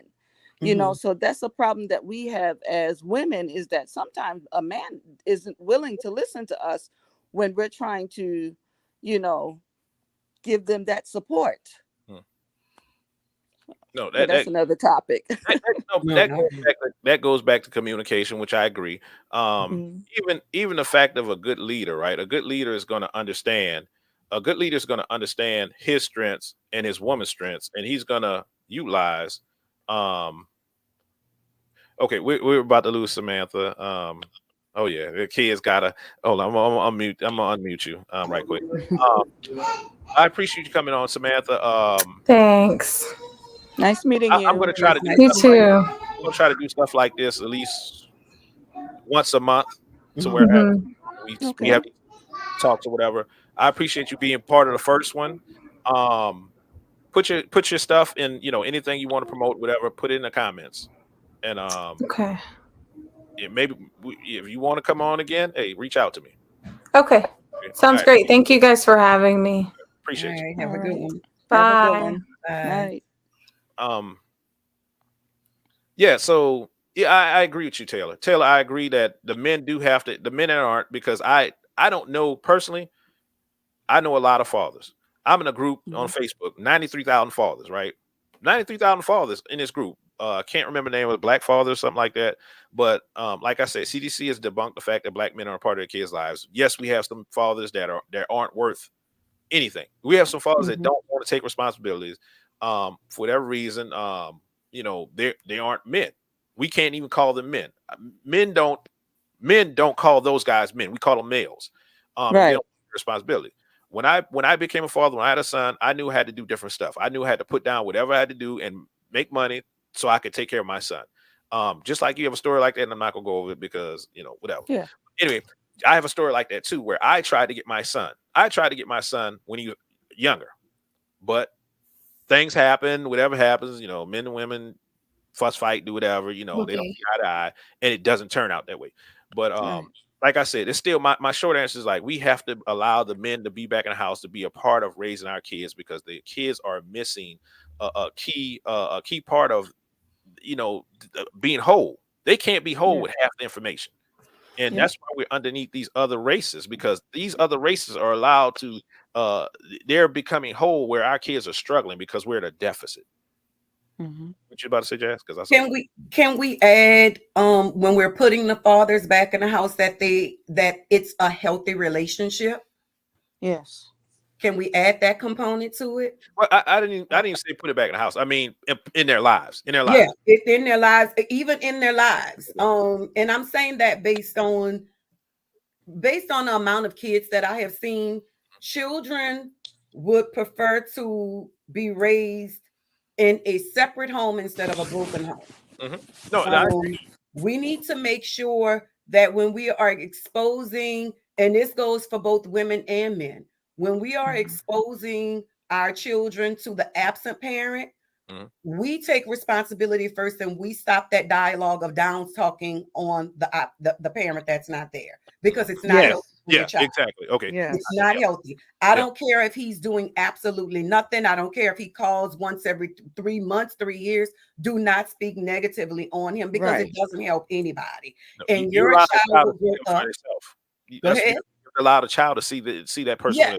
themselves. And Yeah. that's the thing. That's where I'm getting at. Like I said, I've been at this a long time. So when you're saying things about him, when that child gets older and meets dad, that child is definitely able to verbalize, no, my mother never said anything negative about you. Right. In fact, my mother always made excuses for you. But as I became an adult and I'm older now, I see where you were present and where you were.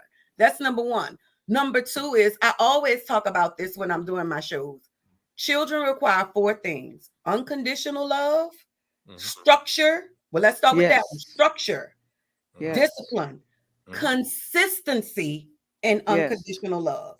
So if you're providing that structure for them, if you're providing that discipline, if you're providing that consistency and that unconditional love, dads, you may not be there for the first 2, absent moms, you may not be there for the first 2. But if you tell little Jimmy you come and get him Friday at 4, show up. Get there. Be That's a man right. of your word. Be a man or woman of your word. I agree. Call That's and say, right. I'm not going to be able to make it because you are giving little lemon, little apple. You, first of all, they're experiencing all types of anxiety because they're waiting at the door for you to come, and then you're never showing up. And now mom is going off. So it's creating broken women, broken children, and they're growing up to be broken men and women. So I think the biggest thing is allow men to be back in the house or back in the lives of children is essential. Essential to get our people where they need to be, no matter what. It doesn't matter. It's no longer about the relationship with you. And this is one of the things that I teach to women all the time. When we're talking, you always telling me, well, he did this and he did that and he said this and but all of that is about you. What did he say about the child? Right. Because that's where our focus needs to be now. I don't want to hear 15 stories about how y'all did in the past and how he didn't show up and he left me and I was pregnant, he cheated. All of that is about you, sis, and I hear you. And guess what? I'm there for you. But what the baby here now? So let's move forward because it's all about the child. So we need to make sure that that is consistent. I also heard you say, your heart, you want to. I don't know. I want us to find a new word when males are dealing with boys, especially Black boys, about I gotta be hard on him.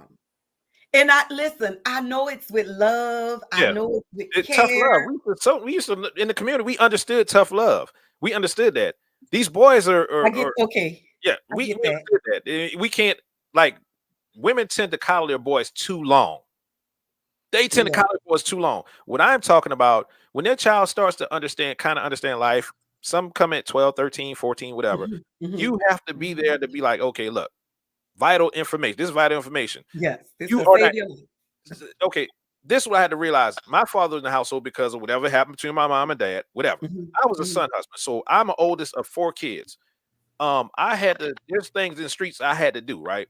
I had to understand as soon as I became 16, 17, everybody around me looked at me different. So you go literally from being a child, 13, 14, whatever, looking like a child, to becoming a man. Everybody looking at you like a man. So you don't get in no time periods, you don't get any instructions. It's like, boom, I'm out here off this porch, and now I'm a threat to other people. The cops looking at me a certain way. I'm a threat to the cops, and it's just, that's where a lot of our Black boys get missing in those time frames. That's where they go off the rails. That's the way they become wayward in that time period because they don't understand. Like, we're still the same person inside, but nobody can see our insides. They just see where we change, and we look like a threat to women, to other people that don't look like us, don't share a reflection. We look like a threat, and that's why I say tough love. Like my son, when he does stupid stuff, I have to get on his ass, because if the cops get him, he out in the street and the cops get him. You get no chance. There's no other opportunity. And let me tell you something else to see, Will and Miss Taylor. I used to always preach that males need to be very active. You always need to be active, but you need to be very active and show up in young Black boys' lives between the ages of 11 and 15, because that used to be kind of the time where they're transitioning now, right? Now I'm noticing that's much lower. You kind of need to be present from that 6 to 11 age range, because you have 11-year-olds in the city of New Orleans who has guns, right? Whose identity is whatever little lemon up the street told me I am, that's who I am. Because that father figure role is not there, and uncles are in prison. So we The need streets to are the fathers at this point. Yes. Yeah. And let me address this, and that it goes back from when you saying from 13, it happens fast. By the time you look back, you're 16, and then it's you out there. So that give us to keep our minds open and our what spiritual eyes to get ready to. So now what we have to do, we have to attack early on. So now since we know we are watching the edges, and that's why we have to be observant. That's the word. Let's be focusing on the kids. Like, okay, as a parent, I really believe that, some people just think buying their kids stuff, feeding them, and just going about their business is all that is.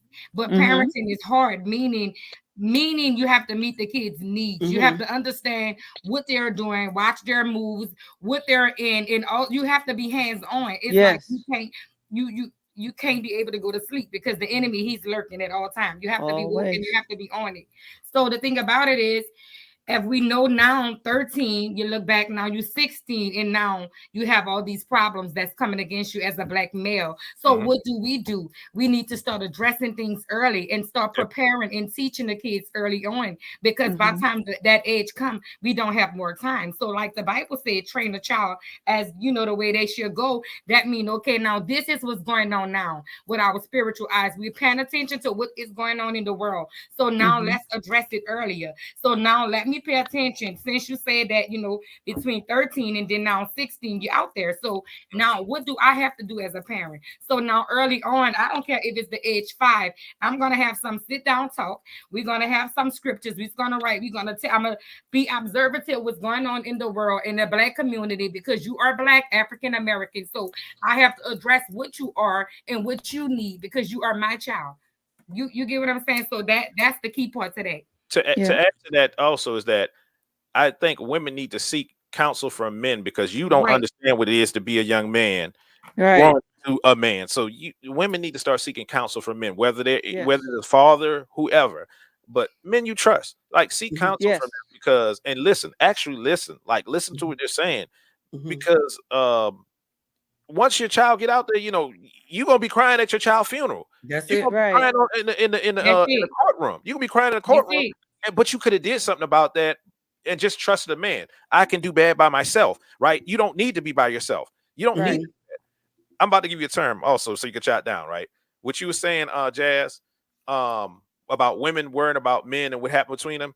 Men need to be physically disciplined. Women need to be emotionally disciplined. That takes emotional discipline. Oh, that's it. That's it. Well, I agree. Yeah. To understand that this is not. It's not about us, what happened emotionally in our lives. It's about what's going on in our child life. Yeah. They need to be able to process those feelings, deal with them, and release them. They definitely do, because you holding on to that is not helping your child.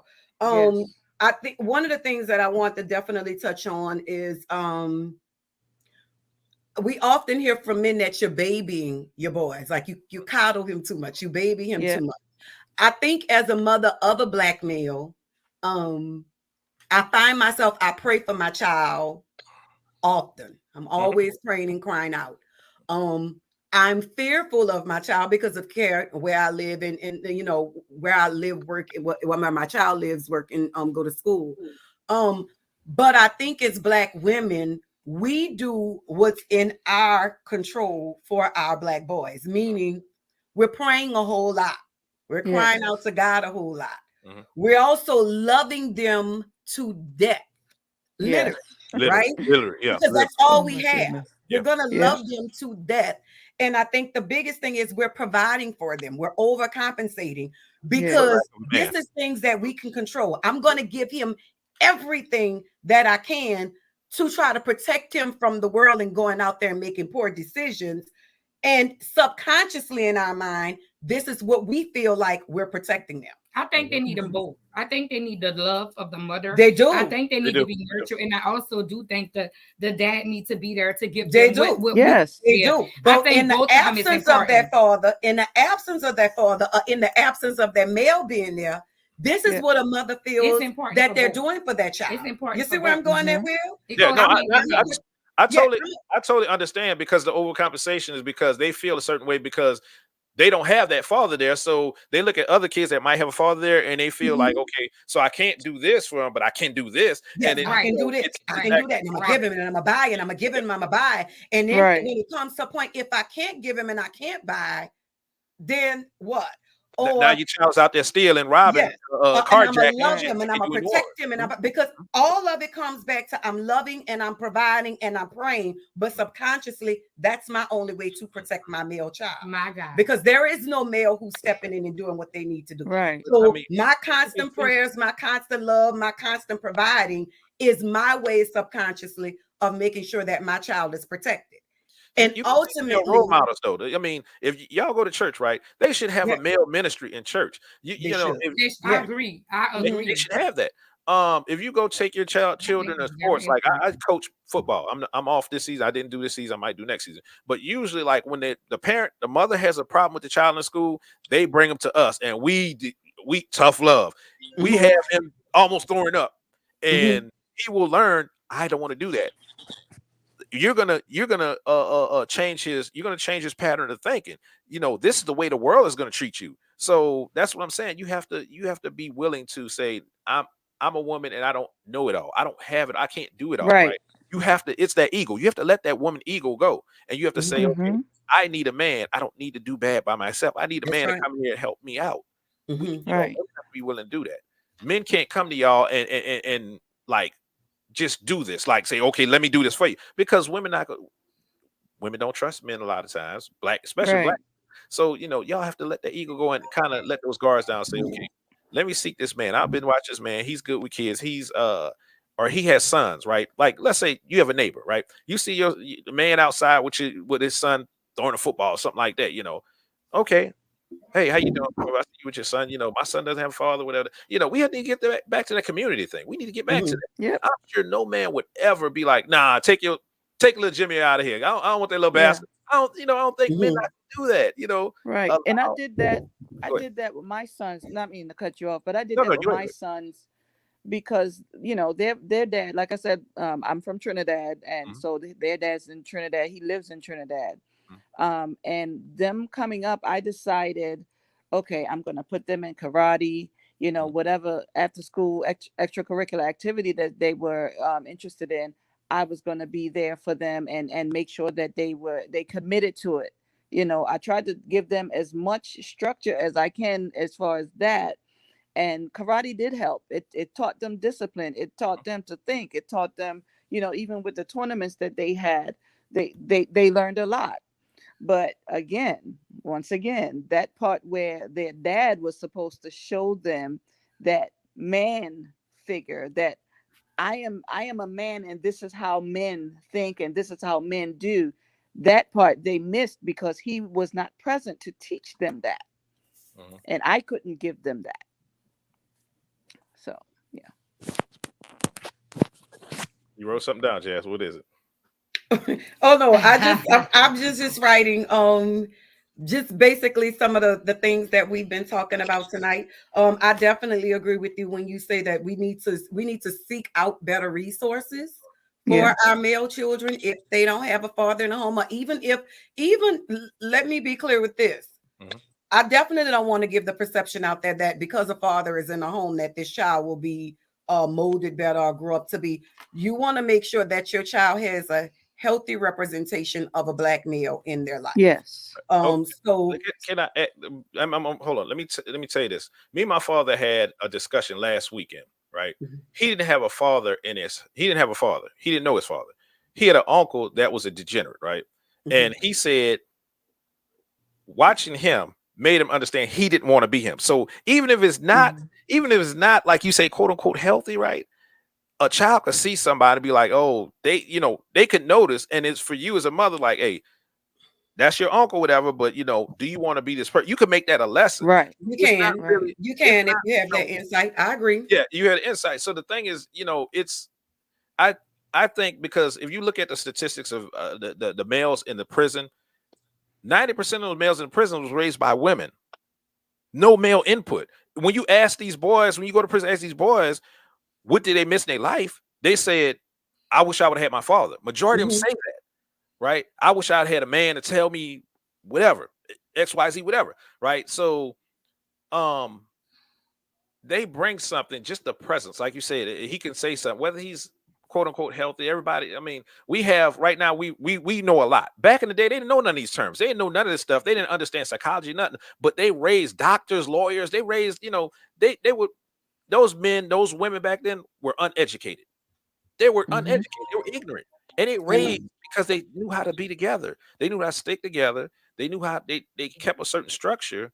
Whether the men were, we know the horror stories, right? About Yeah, so let's be clear. That's why I'm saying we're in 2022. We don't want to go backwards, but history is the best predictor of the future. Yeah. Having that male in the house is important, but having a depiction of a healthy male in that child's life is as equally important. I do agree with you when you're saying having that male there will also teach them what not to be. I've seen depictions in my life of I'm a better person and I know I make better decisions because I saw things that I did not want to subscribe to when I got older.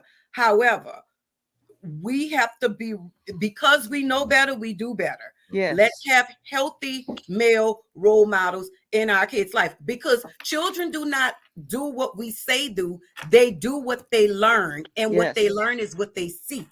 Absolutely. So if we have fathers who are coming in and out, they always hearing mom and dad argue about you messing with little Susie up the street, you messing with little Apple around the corner, you messing with Pumpkin on the other street. Then this is what they're conditioned to believe. So when they're older and they are repeating that cycle, and mom is saying you shouldn't be doing it, well, you let my daddy do it. Right. Well, okay, so there's another problem with that, right? They shouldn't be arguing all that stuff in the child's earshot either. So you should not. That's another component. You should not. But this is a black household. What black mom in there? Take a walk or whatever. I mean, we have to be conscious. Yeah. That's that communication piece we talked about. We have to be conscious of what we do around our kids. Children are always watching. So. Yes. So I mean, I agree with you as far as, to a certain extent about the healthy, because healthy can be subjective, right? We have so many terms for black men as far as toxic masculinity and all this other stuff, right? That people just throw out to men because it's catchphrases, right? If I want to control a man, oh, you being toxic, you being misogynistic, you being we have those catchphrases that kind of try to control men. The thing is that if I don't agree with that. You don't think we have those terms? No, I don't think there's catchphrases. I think there are men out here who are misogynistic. There are men out here. What I'm saying is that, okay, narcissistic, right? Narcissism. That's something they call men, right? Don't you hear that all the time, right? I hear it more common now, but I think it's a thing now. That's what I'm saying. Catchphrase. That's what I'm saying. You cannot tell a man he's narcissist because you don't have the credentials to tell a man he's narcissist, right? It's catchphrase. You do what I'm saying. I'm talking to women. Yeah, and I agree with you to that standpoint, because sometimes when I'm reading their comments, I'm like, he's not narcissistic. He's just an asshole. Yes, exactly. Just being an asshole. That's it. But it's not toxic. It's not misogynist, whatever. Like even it. So okay, just think about it. Do you know what's the word? Do you know what the word misandry mean? Misandry? MISANDRY? Yeah.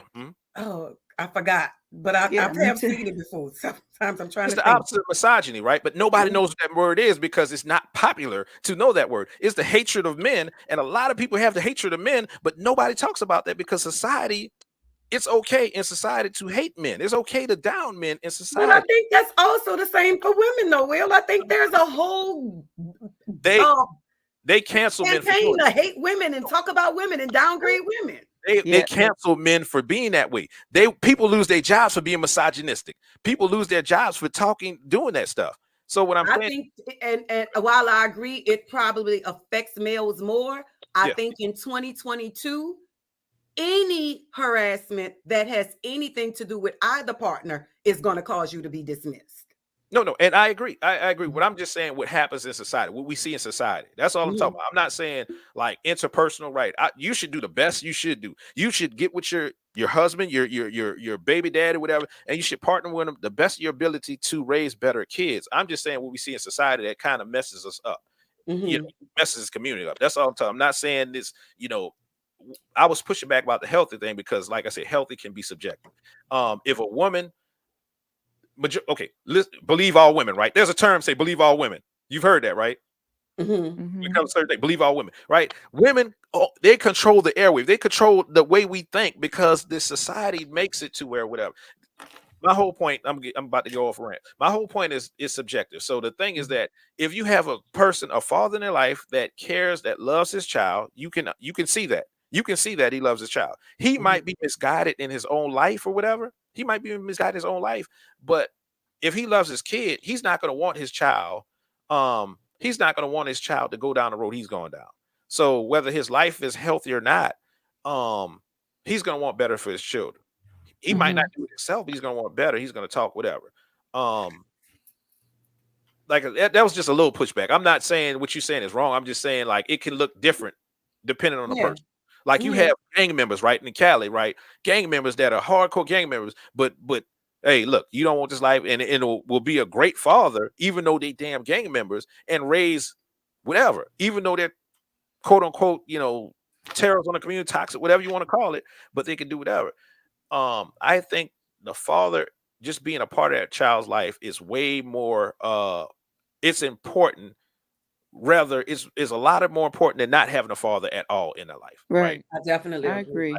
That's all I'm saying. I'm not saying what you're saying is wrong. I'm just saying I think that having that male presence brings much more than saying, okay, he's not healthy, he can't be a part, and shut him out, right? Because you're going to cause more problems, and we've been doing that. We've seen that. Women have been doing that.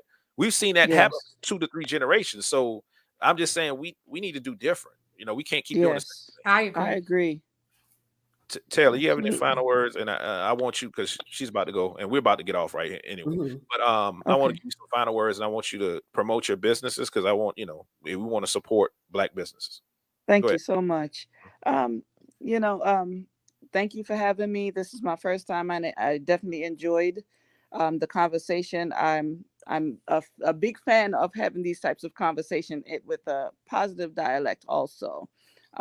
Sometimes we try to tell the community, well, that your approach is wrong, and they don't want to hear that. So, like I said, I enjoyed the conversations tonight. It was nice meeting you guys. You too. And you was worried. Look at you. You was worried. You did wonderfully. Yes, I was. I was very nervous. But it was wonderful. I'm happy to meet you guys. You too. Jazz, nice to meet you. You go follow her. She does motivational stuff in the morning. You do it every morning, don't you, Jazz? Yes. So she does motivational stuff every morning. Just go follow her page. She'll put her information in this in this live, and follow her. What's your name again, Miss next to Jazz? Relia. What'd you say? Miss Relia. Miss Relia. Yes. Okay, it's nice to meet you as well. Thank you again, Will. All right, you too, Taylor. I appreciate you coming on and bringing your insight to us. Like I said, you did an awesome job. Thank you. I look forward to hearing from you, and maybe we could do this again. Come as a round table, so to speak, and try to talk about things in the community. Okay. All right, you guys have a good night. All right, you too. Have a blessed night. Right. Nice meeting you, Miss Taylor. Bye. All right, ladies, I'm gonna give y'all the final word because I didn't say it enough. Okay. So my name is Jasmine Burford-Gillis. I'm a licensed clinical social worker. My business is, we're here actually Anchored in Wellness, where we provide therapeutic services to adults, children, and adolescents. My passion and my one of my favorite businesses, I'm also on Half Ratchet, Half Righteous, which is a self-care women's movement where we engage in self-care events monthly for women to learn how to take the S off their chest and indulge into self-care. Often too many times we have Black women who are doing just what the topic of the show was. I can do bad all by myself. My kids gonna eat no matter what. If I gotta work 3 jobs, I'm gonna get it done. And that leads to us being stressed out in hospitals with heart attacks, strokes, and when you go down, everybody around you go down. So what we try to do is create a safe space for women to indulge in self-care. We do this by offering monthly activities. We also offer retreats. We offer girls trips. We offer wind down Wednesdays, where we just get around and we girl talk and kind of express some of our feelings. So if that sounds like something that is for you, you can follow us on Instagram at @halfratchet_halfrighteous. Which simply means balance. You got an event coming up next Saturday, don't you? Yes, I have an event coming up you next need to Saturday follow. that's almost sold out. We are doing Bake and Booze, where we're going there and we're learning decorating skills to bake the cake. And we're going to be dancing. We're going to have some libations there. We're going to have some wine there. We're going to have food there. We're going to love on each other. We're going to speak positive affirmations into each other's life. And if networking with positive women is your thing, this is the place to be. Like I said, each month we put on an event and they are very successful. They sell out all the time. They sell out, but we really have a great time. We really have a good time there. So if that is something that you're looking for, you can follow me on Instagram at Jazz the Motivator, and it'll be on my page to show you the link to Half Ratchet, Half Righteous. If you're looking to purchase tickets, the tickets are available at jazzthemotivator.com.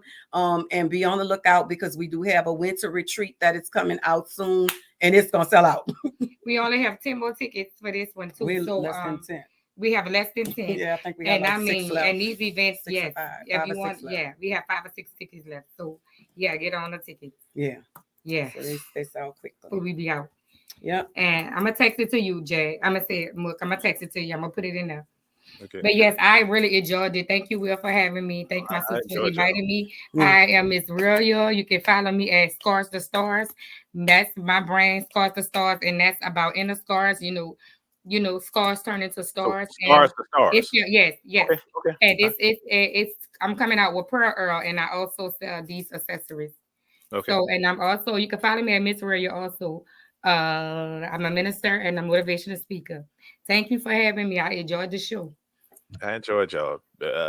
Hey, welcome, Jazz. I mean, you came on my show this time. Hey, I know. I enjoy your show. Well, Will, I always enjoy your dialogue. You always have such a great perspective, opposite perspective on things that forces me. That's why I take all of these notes. Hey, it's all good. Hey, we got to share. It allows me to go back and reflect, and then I start thinking in different ways, and I start looking up, doing research and checking things out. But I definitely enjoy your show. I definitely enjoy doing that. Hey, I'll be reaching out to you in future, because I see what you're doing over there. I'll be seeing your motivational things in the morning. I'm like, look at her, go ahead. I appreciate that. I see you. I definitely appreciate that. So I appreciate y'all ladies. Everybody, I appreciate everybody coming through. I'm gonna send you the information too, Chantel. They have a few tickets left. You might want to grab it. And Will, I'm gonna send you I'm gonna send you something in your inbox. Okay. You're gonna probably call me after you see. Okay. Oh, your girl? Very much. Oh, your girl? Okay. All right. Anyway, I appreciate everybody coming through. Just watching this. We're just trying to start something to build a community. I'm very passionate about this, trying to get our community back to some kind of semblance of the village. Just bettering ourselves for our kids. We have work to do, and we forgot that. We so into self right now that we're harming our kids. We're going to leave kids here that don't know anything. It's going to be lost. So I appreciate everybody coming through. Look out for next month. I'll do it again next month, and on a whole nother topic. And all right, ladies, I'll be prepared. Have a good evening. All right. Good night. Bye, y'all. All right. Peace.